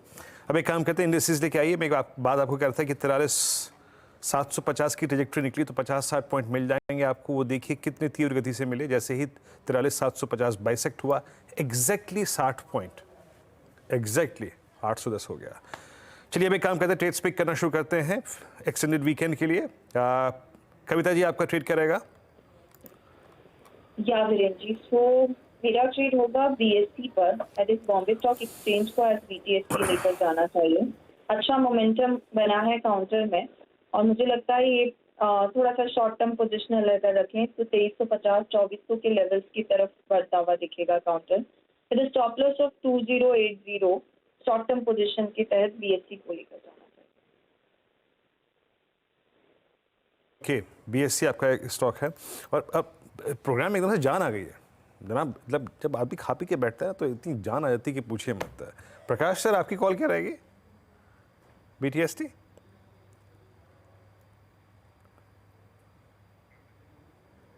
सर म्यूट सर, म्यूट है आपका भी। ओह सॉरी, स्टॉक है ICICI बैंक, ट्रेड कर रहे हैं 930 के आसपास, इसका टारगेट 940 का है, वहां तक जाना चाहिए। स्टॉप होगा 925, ICICI बैंक। ICICI bank. चलिए मानस, क्या चूज कर रहे हैं, क्या ले जाना है एक्सटेंडेड वीकेंड के लिए? तो देखिए, जिंदल स्टील में खरीदारी करने की राय रहेगी। पैटर्न देखें तो कंसोलिडेशन के बाद आज हमें एक ब्रेकआउट देखने को मिला है। आई थिंक यहाँ पर फॉलो बाइंग देखने को मिल सकती है, इसलिए जिंदल स्टील के फ्यूचर में खरीदारी करिए। 655 के स्टॉप लॉस से आप फ्यूचर में खरीदारी कर सकते हैं और 672 के टारगेट सेट कर सकते हैं। PL रखिए रडार पे। अमित जी। जी, मैं HDFC बैंक लेके जाऊंगा। पैटर्न यहाँ पे पॉजिटिव है, कई दिनों बाद इसने 50-डे एक्सपोनेंशियल मूविंग एवरेज भी क्रॉस किया है, ऑलमोस्ट डेज हाई पे क्लोज हो रहा है और आज की गेन्स इसने काफी अच्छे से मेंटेन की है। टारगेट्स लगभग रहेंगे 1552 के और स्टॉप लॉस रहेगा 1520 रुपए का। HDFC बैंक, ICICI बैंक, बढ़िया रहेगा लगता है ट्यूसडे का दिन हम लोग के लिए। शुरुआत तो अच्छी रहेगी। शिल्पा जी, क्या पिक कर रहे हो आप मैम? जी, BTST रहेगा मेट्रोपोलिस में। मेट्रोपोलिस फ्यूचर 1654 पे है, तो यहाँ पे 1620 के स्टॉप लॉस से BTST का टारगेट रहेगा टुवर्ड 1680 to 1700। राजेश सर कह रहे थे कि LIC और GIC तो हिस्ट्री हो गया है, अभी एक और लो। अभी कौन सा? सर, म्यूचुअल फंड में एक डिस्क्लेमर रहता है, पास्ट परफॉर्मेंस इज नॉट, तो ऐसा कोई वो न रखें। कोशिश यही रहती है कि जितने अच्छा दे सकूं। इस वक्त ग्लोबल हेल्थ जो मेदांता के नाम से हॉस्पिटल चलाता है, हॉस्पिटल चेन, उसके साथ जाना चाहूंगा। नॉर्थ में और ईस्टर्न में देखेंगे तो प्राइवेट हॉस्पिटल में सबसे बड़ी चेन है। नए हॉस्पिटल आ रहे हैं और भी DLF के साथ इन्होंने एक नया करार किया है कुछ नए प्रोजेक्ट्स के लिए। 1000 बेड और ऐड करने की बात कर रहे हैं 2025-26 में। और लखनऊ और पटना में जो नए हॉस्पिटल खुले वो बहुत अच्छी तरीका से चल रहे हैं। दूसरी तिमाही के और नतीजे देखेंगे तो बॉटम लाइन में 46% की जंप आई थी, रेवेन्यू में 24% का जंप आया था। 500 करोड़ के आसपास कंपनी के पास कैश था मार्च 2023 की बैलेंस शीट के अनुसार, और वो इनको एक इनऑर्गेनिक ग्रोथ के लिए एक बहुत अच्छी अपॉर्चुनिटी दे रहा है। डायग्नोस्टिक बिजनेस में भी ये मूव करने की अनाउंसमेंट कर चुके हैं, और जिस तरीके से मेडिकल टूरिज्म जो निकटवर्ती देशों से लोग आते हैं इलाज कराने के लिए, और मेडिक्लेम का जो बढ़ावा हुआ है कोविड के बाद, मुझे लगता है न केवल ये बल्कि दूसरी भी जो ऑर्गेनाइज सेक्टर की हॉस्पिटल चेन्स है वहाँ अच्छे नंबर्स की उम्मीद की जा सकती है। रखिए इन सबको रडार पे। वीरू, एक बात नोटिस करी, गावा सर ने पूरे शो में कोई बात नहीं करी है। आज तो सिर्फ डे 1 है और एकदम चुप हो गए। मैम के साथ मैम को एक पार्टनर मिल गई है, अब मुश्किल हो गया गावा सर के लिए। आज खाना भी लेट मिला, 12 सवा 12 बजे मिला, रोज 11:15 बजे मिला। अभी 12:15 तो फिर भी ठीक है, अभी तो शुरू हुआ है। प्रकाश सर, हाँ जी, उसी रूम में एक छोटा सा स्टोव, एक कुकर या फिर एक मैगी का पैकेट रखा करो आप। हाँ, स्टोव रखा करो। मुझे लगता है इसी को बोलते हैं, वही करना पड़ेगा। मेरा होटल रूम बन गया स्टूडियो, और क्या। चलिए, अच्छा अभी सुमित से हाँ ये अभी तो सिर्फ सिविल मैरिज हुआ है, रियल मैरिज तो बाद में, उसके बाद रियल प्रॉब्लम होगा। सर, हमारे लिए तो मैरिज तब होगी जब पार्टी दोगे आप, ठीक है? वो तो फील ही नहीं आ रहा है, पार्टी देंगे फील ही नहीं आ रहा है अभी। हाँ, फील नहीं आ रहा, हाँ, फील नहीं आ रहा, फील नहीं आ रहा, फील नहीं आ रहा है सर, फील नहीं आ रहा। फील आ जाएगा, आपने अपनी एनिवर्सरी की धांसू पार्टी, आ रहे हो बॉम्बे, बताइए। हाँ, ये बात मैं आ जाऊंगा अपनी एनिवर्सरी की धांसू पार्टी दी, और धांसू वो पार्टी मेरा बर्थडे का पार्टी दिया था, तो बर्थडे का पार्टी था। हाँ, बर्थडे का। अभी कंफ्यूज होते हो तुम यार। बिल्कुल बिल्कुल, जो भी थी तो वो भव्य एकदम से। खैर, कोई बात नहीं। अच्छा, आपने कॉल मिस कर लिया डायरेक्टर साहब पूरी की पूरी। हाँ, कॉल सबकी हो गई वीरू। सुमित के पास चला जाए। आपने टीज करा था सुमित कुछ बढ़िया से स्टॉक्स बताएंगे, तो अब बाजार के उन दिग्गजों की जो मार्केट्स के हीरो हैं लेकिन रिटर्न्स के मामलों में लिटरली जीरो हैं। कई सालों से ये फंसे हुए से नजर आ रहे हैं। ऐसे कौन कौन से स्टॉक्स हैं उनको सुमित ने ब्यूटीफुली आइडेंटिफाई कर रखा है। सुमित के पास चला जाए। सुमित, क्या कहती है आपकी लिस्ट? वैसे तो ये बाजार के दिग्गज हैं, लेकिन फिर भी इनकी तरफ से एक लंबे अंतराल तक कुछ खास रिटर्न आता हुआ नहीं दिखाई पड़ा। कुछ ऐसे नाम आपकी स्क्रीन पर आएंगे जहां पर पिछले कुछ समय तक कोई खास रिटर्न नहीं आता हुआ दिखाई पड़ा। मिसाल के तौर पे एचडीएफसी बैंक, 34 महीने में कोई खास रिटर्न इस बैंक की तरफ से नहीं आया और ये देश का सबसे बड़ा निजी बैंक है। हायर लेवल से करीब 13% करेक्ट हो चुका, लेकिन उसके बावजूद भी रिटर्न ऑलमोस्ट जीरो है। कोटक महिंद्रा बैंक 34 महीने में रिटर्न ऑलमोस्ट जीरो, लेकिन देश का दिग्गज निजी बैंकों में इसका नाम शुमार है। 20% के आसपास करेक्ट हो चुका है, लेकिन फिर भी कोई खास रिटर्न नहीं। उसी तरह टीसीएस 29 महीने में कोई खास रिटर्न नहीं। ये देश की दूसरी सबसे बड़ी आईटी कंपनी है, लगातार बायबैक तो लाई रही है, एक अच्छे ग्रुप की कंपनी है और करीब 14% के आसपास का डिक्लाइन दिखा चुकी है, लेकिन रिटर्न की तरफ से कोई खास रिटर्न नहीं। लाइकवाइज इन्फोसिस करीब 29 महीने में जीरो रिटर्न और देश की दूसरी सबसे बड़ी आईटी कंपनी और हायर लेवल से करीब 27% के आसपास का करेक्शन ये भी दिखा चुकी है। इसी की तर्ज पर अगर कुछ और शेयरों की बात की जाए तो वोल्टास 35 महीने में ऑलमोस्ट जीरो रिटर्न और इंटरेस्टिंग पार्ट यह है कि देश की सबसे बड़ी एसी मैन्युफैक्चरर है, एक बड़े ग्रुप की कंपनी है, करीब 40% करेक्ट हो चुका है, लेकिन खास रिटर्न यहां से भी आता हुआ नहीं दिखाई पड़ा। डीवी स्लैब 35 महीने में ऑलमोस्ट जीरो रिटर्न। दिग्गज एपीआई मैन्युफैक्चरर के तौर पे इसको दुनिया भर में जाना जाता है। हायर लेवल से 31% करेक्ट भी हो चुका है, लेकिन खास रिटर्न यहां पर भी आता हुआ नहीं दिखाई पड़ा। HUL 42 महीने में ऑलमोस्ट जीरो रिटर्न यहां पर भी आए हैं और देश की सबसे बड़ी FMCG कंपनी के तौर पे शुमार है। 12% नीचे हायर लेवल से ये शेयर ऑलरेडी करेक्ट करता हुआ, कामकाज करता हुआ दिखाई पड़ रहा है। पीडीलाइट करीब 25 महीने में ऑलमोस्ट 0% रिटर्न यहां पर भी है। एडहेसिव स्पेस की दिग्गज कंपनी है, हायर लेवल से एक अच्छे खासा करेक्शन, करीब 15% के आसपास करेक्शन आ चुका है, लेकिन जीरो रिटर्न यहां पर भी देखने को मिला है। देश की सबसे बड़ी निजी स्टील कंपनी टाटा स्टील 30 महीने में ऑलमोस्ट जीरो रिटर्न। एक दिग्गज स्टील कंपनी तो है ही और साथ साथ टाटा ग्रुप समूह की कंपनी और करीब 18% हायर लेवल से भी नीचे आ चुका है। और लाइकवाइज बजाज फाइनेंस, एक समय का मल्टीबैगर, देश की सबसे बड़ी कंज्यूमर फाइनेंस कंपनी, 27 महीने में ऑलमोस्ट जीरो रिटर्न यहां पर भी आता हुआ दिखाई पड़ा है और यह भी हायर लेवल से करीब 14% टूट चुका है। तो ऐसे दिग्गज स्टॉक जहां पर अब तक कोई खास रिटर्न नहीं आया एक लंबे अंतराल के बावजूद। गजब है भाई साहब। ये देखिए बाजार के जाने माने नाम और पिछले कई सालों में जीरो रिटर्न्स ब्यूटीफुली सुमित ने हाईलाइट करा है। इनमें से कई सारे स्टॉक्स सुन के लग रहा है इतने साल से परफॉर्म नहीं कर रहे हैं शायद, और इसलिए शायद कई सारे एक्सपर्ट्स लार्ज कैप्स की वकालत कर रहे हैं 2024 में कि वो पॉकेट अब चलने की तैयारी शायद कर सकती है। तो बेसिकली कह लीजिए वजन में भारी, रिटर्न में जीरो। एक और नाम हो सकता है जो थीम सुमित ने आपको ब्यूटीफुली प्ले आउट करके दिखाई। अच्छा, खिलाड़ी का अपडेट दिखा देता हूं। आज वो खिलाड़ी नंबर 1 का मुकाबले का आखिरी दिन और अब रिजल्ट घोषित करने का वक्त। इस हफ्ते कहां दिखाएंगे, पीछे दिखाएंगे मेरे? अच्छा आ गया। इस हफ्ते स्वाति होतकर, रूपक डे और अरुण कुमार मंत्री साहब के बीच में मुकाबला था और हैंड्स डाउन स्वाति के रिटर्न्स देखिए बाकियों के कंपैरिजन और एब्सोल्यूट अपने आप में 23% प्लस के रिटर्न्स कमा के दिए। किन स्टॉक्स के थ्रू वो टॉप कॉल्स भी दिखा देता हूं। कोई स्पार्क से 6%, IEX से 5%, पिरामल फार्मा FDC से 3-3.5%, JSW energy, EPL, new India assurance, ये सब रडार पे थे। सबने 2-2.5% के आसपास रिटर्न्स कमा के दिए। बातें जुड़ चुकी हैं। मुबारक हो भाई, गजब फॉर्म में थी इस हफ्ते। आप क्या खा के शुरुआत करी थी मुकाबले की? थैंक यू आशीष जी, शुरुआत अच्छी रही। नो वंडर के पूछ रहा था क्या खा के शुरुआत करी? कुछ खा के नहीं, नॉर्मल अपना लंच डिनर करके। ऐसा कोई मेजर ऐसा कुछ चेंजेस नहीं था डाइट पे, ना even on personal on markets पे। काउंटर्स अच्छे पिकअप हुए हैं, राइट टाइम पे राइट एंट्री मिल गई, तो उसकी वजह से अच्छे खासे मुनाफे दिखने मिल गए। तो सीरियसली रिप्लाई भी दे रही थी डाइट वाइट के बारे में, लेकिन कांग्रेचुलेशन, गजब के रिटर्न कमा के दिए। इनमें से कोई ट्रेड कैरी कर ले जाना है या सब बुक कर लिए जाए?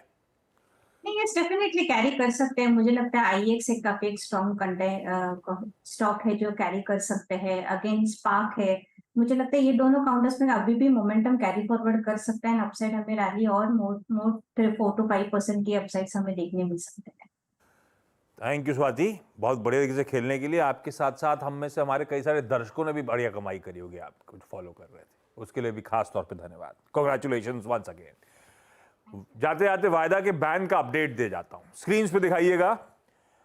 जो बैन में जाने की तैयारी कर रहे हैं, एक दिन पहले बाहर निकल के आए थे बीएचईएल भैया, फिर तेजी के बाद बैन में जाने की तैयारी कर रहे हैं। ऑलमोस्ट सर्टेन है कि ये बैन में जा रहा है। ग्रैन्यूल्स जिसकी चर्चा हम लोग डिटेल में कर रहे थे, आज अच्छा मोमेंटम पिकअप हो रहा है, एक्सपर्ट्स के रडार पे भी आ रहा था 105%। एनएमडीसी ये भी शायद बैन की तैयारी कर रहा है, लेकिन कुछ बैन से बाहर आने की तैयारी कर रहे हैं। एमसीएक्स, आरबीएल बैंक और इंडिया सीमेंट बहुत लाइकली सेशन के क्लोज के बाद, अब मंडे को अपडेट, ट्यूसडे को लौट के आएंगे तो शायद ये वायदा के कर्व के बाहर नजर आए। फिर कुछ मार्क करने लायक स्टॉक और एक बार वायदा का स्क्रीनर रन कर लिया जाए। मार्क करने लायक बहुत महत्वपूर्ण बात है आशीष। जब आप स्क्रीन पे वॉल पे गए थे आज, तो पहला टिक था करीब 18,910 का और 19,810 का, अब है 19,801। तो पूरा दिन अगर आप देखें तो 60 अंकों के दायरे में हमने गुजार दिया। फिर भी इस क्लोजिंग में आई थिंक एक चीज़ अच्छी छुपी है और वो है HDFC बैंक, और एक चीज़ अच्छी छुपी है कि Nifty bank is closing more closer to 2 averages, 50 और 100 डे एक्सपोनेंशियल मूविंग एवरेज। आज का सबसे अगर आप देखें महत्वपूर्ण, अगर आप किसी स्टॉक को देखें तो वो है HDFC बैंक। और मेरे ख्याल से आशीष, भले ही हम रेंज में उड़ रहे हों, बट FIs की बाइंग की फिगर आपको नजर आएगी। और एक चीज़ आखिरी में, 18 सितंबर के बाद it's first time that HDFC bank is closing above 50 day exponential moving average. और दूसरा दिग्गज रिलायंस इंडस्ट्रीज, वो क्या कर रहा है इसको देखते हैं। आई थिंक ये वो डिलीवर नहीं कर पाया शायद जो ये कर सकता था। एक बार रिलायंस लाएंगे, यस 2400 के कॉल राइटर के ऊपर सक्सीड नहीं हो पाया। खैर, अब चलते हैं इस क्लोजिंग को देखने के लिए बड़ी वॉल पे आशीष के पास। आशीष, ओवर टू यू। अभी तो क्लोजिंग में वक्त है राजेश जी। अब बताने के लिए कुछ है नहीं, वीरू ने बता दिया, निफ्टी जहां था वहीं है। तो क्या निपटाया जाए इस वीकेंड? वो देखिएगा रेलवे मैन जी। नहीं, वो इस वीकेंड पे निपटाने की देख ली पूरी। हाँ, मैंने मतलब काफी देख ली। अमित जी, आपने निपटा दी? मैं बता रहा हूँ कि इतनी उम्र हो गई। बहुत अच्छी है आशीष जी, जरूर देखिएगा, बहुत ही अच्छा सीरीज। काफी अरे देखिएगा, मेरी तो आप बीती है, मैं भोपाली हूँ, उस टाइम पे भोपाल में था। हाँ, मैं पर आशीष, मैं बताऊँ मैं आपको, मैं गैस खाया भोपाल गैस कांड के बारे में। हाँ, नहीं, हमारे घर भी चूल्हा, ऐसी बात नहीं, गैस ही चलता है वो। पर मैं कह रहा हूँ कि MIC गैस थी यार वो। नहीं, मैं मजाक कर रहा हूँ। मैं कह रहा हूँ कि हमने इतना पढ़ा लिखा है इसके बारे में, भोपाल गैस कांड के बारे में, लेकिन आज तक कोई चित्रण और कोई स्टोरी नहीं थी। फर्स्ट टाइम आई थिंक मुझे 40 साल बाद आभास हुआ कि वो कितना भयानक। हाँ, 40 साल बाद, एग्जैक्टली 40 इयर्स बाद वीरू, 83 का कांड, 83-84 का, और आज 40 साल बाद। और आपने देखी, आप तो बता पाओगे, जितने कईयों के फोन आए मेरे पास सिर्फ ये बताने के लिए कि देखने लायक है, बहुत ब्यूटीफुल डिपिक्शन है पूरी ट्रेजेडी का। अच्छा, ये भोपाल रेलवे स्टेशन पे हुआ था, ये हुआ था, रियल स्टोरी है भाई साहब। और Bhopal railway station MIC union carbide के प्लांट से बहुत ज़्यादा दूर है नहीं, पास ही में, दोनों ओल्ड सिटी में आसपास है। चलिए, अब सेशन खत्म होने की तैयारी हो रही है, सब देखिएगा रेलवे मैन। मैं भी मंडे को, ट्यूसडे को लौट के आऊँगा तो अपना पर्सनल रिव्यू भी दूंगा, स्क्रीन पे लेकर आ रहा हूँ। बाजार शुरू करा था हमने, निफ्टी पहले टिक थे 18 पॉइंट ऊपर के, उतना ही अच्छा देखा, उसके बाद से पस्त थोड़ा बहुत 30 पॉइंट तो घूमे जरूर होंगे। फाइनली क्लोज जहां शुरू करा था वहीं हो रहा है, 15 पॉइंट महज कमजोरी के साथ 786 उन जोन्स के आसपास। निफ्टी बैंक जरूर कल भी एक्सपायरी के दिन 1/3-1/4% ऊपर था, और आज भी धीरे धीरे करके 1/3 से आधे % के आसपास की मजबूत। HDFC बैंक वाकई स्वीट स्पॉट पे है, और अमित सेठ साहब ने तो कैरी भी करवा दिया है। IT सुबह सा वीक, और सुबह के टिक से अब धीरे धीरे करके 1% का दबाव। तो बैंक्स का अच्छा मूव सब IT ने निगेट कर दिया, आधे %, 1% कमजोरी के साथ। मिड कैप्स फ्लैट है, स्मॉल कैप्स क्विकली स्क्रीन पर आ जाएंगे, दिखाई डॉक्टर साहब, 1/3% ऊपर। पर इनको छोड़ दीजिए, दरअसल असली मूड ये दिखाता है, उसके ऊपर होने से कुछ फर्क नहीं पड़ता। हमने ब्रेथ जो थी लार्जली 1:1 स्लाइटली डिक्लाइंस के फेवर। क्विकली हीट मैप भी दिखा देता हूं आप लोग को, आज के कुछ स्टॉक्स जिन्होंने आज मूव अच्छे दिखाए। सुबह हुई थी फार्मा के साथ, सबसे अच्छा पॉकेट बना था, बंद होता तो भी कोई सिप्ला दिवीज फिर भी बेहतर करके गए। बैंक्स लेकिन आज हाईलाइट थे। HDFC बैंक 2/3% ऊपर आपकी स्क्रीन पे कोने में, उसके साथ axis bank, ICICI bank, Kotak Mahindra bank, SBI सब पॉजिटिव टेरिटरी में थे। RIL बिल्कुल फ्लैट बंद हुआ। सुबह बात हुई थी HDFC बैंक, रिलायंस रडार पे रखिएगा, HDFC बैंक तो खैर बढ़िया मूव कर गया, RIL फ्लैट बंद होता हुआ। आईटी में वीकनेस थी तो कोई विप्रो, कोई एचसीएल टेक, कोई टीसीएस, कोई इन्फोसिस, सब खासी वीक पॉकेट्स आपकी स्क्रीन पे। यही तस्वीर है बता रही। सीधा सौदा के आज सुबह के जो स्टॉक्स वॉक्स में चर्चा हुई थी उनका आपको अपडेट दे देता हूँ। कैसे चुन लिया था वाजपेयी जी ने बीएचईएल? 6.5% आज सुबह से छाया हुआ है स्टॉक बाद में, 6.25-6.5% उछाल के साथ अब शायद बैंड में चला जाएगा वापस। एक्सिस बैंक चुना था, आज बैंक में सबसे बेहतर करके गया। जोमैटो चुना था, एवेन्यू सुपरमार्ट चुना था, ये सब हरे निशान में बात हुई थी। इन ग्रीन बढ़िया तरीके से। ल्यूपिन, पनामा पेट्रो, मैट्रिमनी.com, ये तो खैर गाबा सर्किल लाया था मैं, फिर भी 0.5% ऊपर दे ही गया। और तिलक नगर इंडस्ट्रीज प्रमोटर्स की मैसिव सेलिंग, सुबह तो चला था ये स्टॉक, इवेंचुअली 0.5% की कमजोरी के साथ बंद होता हुआ। वीरो, क्या तैयारी एक्सटेंडेड वीकेंड की? एक्सटेंडेड वीकेंड पे आराम और कोई और सीरीज भी देखेंगे और कुछ नहीं खास, क्योंकि छुट्टी तो मेरी अगले से अगले हफ्ते है। हाँ, तो इस एक्सटेंडेड वीकेंड पे आराम करेंगे। अगले से अगले आप भी आराम करिए। रेलवेमैन देंगे। रेलवे में आपने रेलवे में निपटा दी ना, तो एक सीरीज थोड़ी सी पुरानी पड़ी हुई है, ल्यूपॉन, नेटफ्लिक्स पे, वो भी देखना देखिएगा। ल्यूपिन है, उसको ल्यूपॉन उनकी प्रोनाउंसिएशन में कहते हैं। खैर चलिए, ये हम दोनों तो बातचीत करते रहेंगे। अब हम लोग ऑफ रिकॉर्ड ले जा रहे हैं अपनी बातचीत, आप लोग चैनल पे लेकिन बने रहिए। एक छोटे से ट्रांजिशन के बाद कमोडिटीज अपडेट आपके लिए लेकर आएंगे। एंजॉय करिए अपने एक्सटेंडेड वीकेंड को। आप सबको गुरु नानक जयंती की पूरी CNBC आवाज टीम की तरफ से पहले से ढेरों शुभकामनाएं। नमस्कार।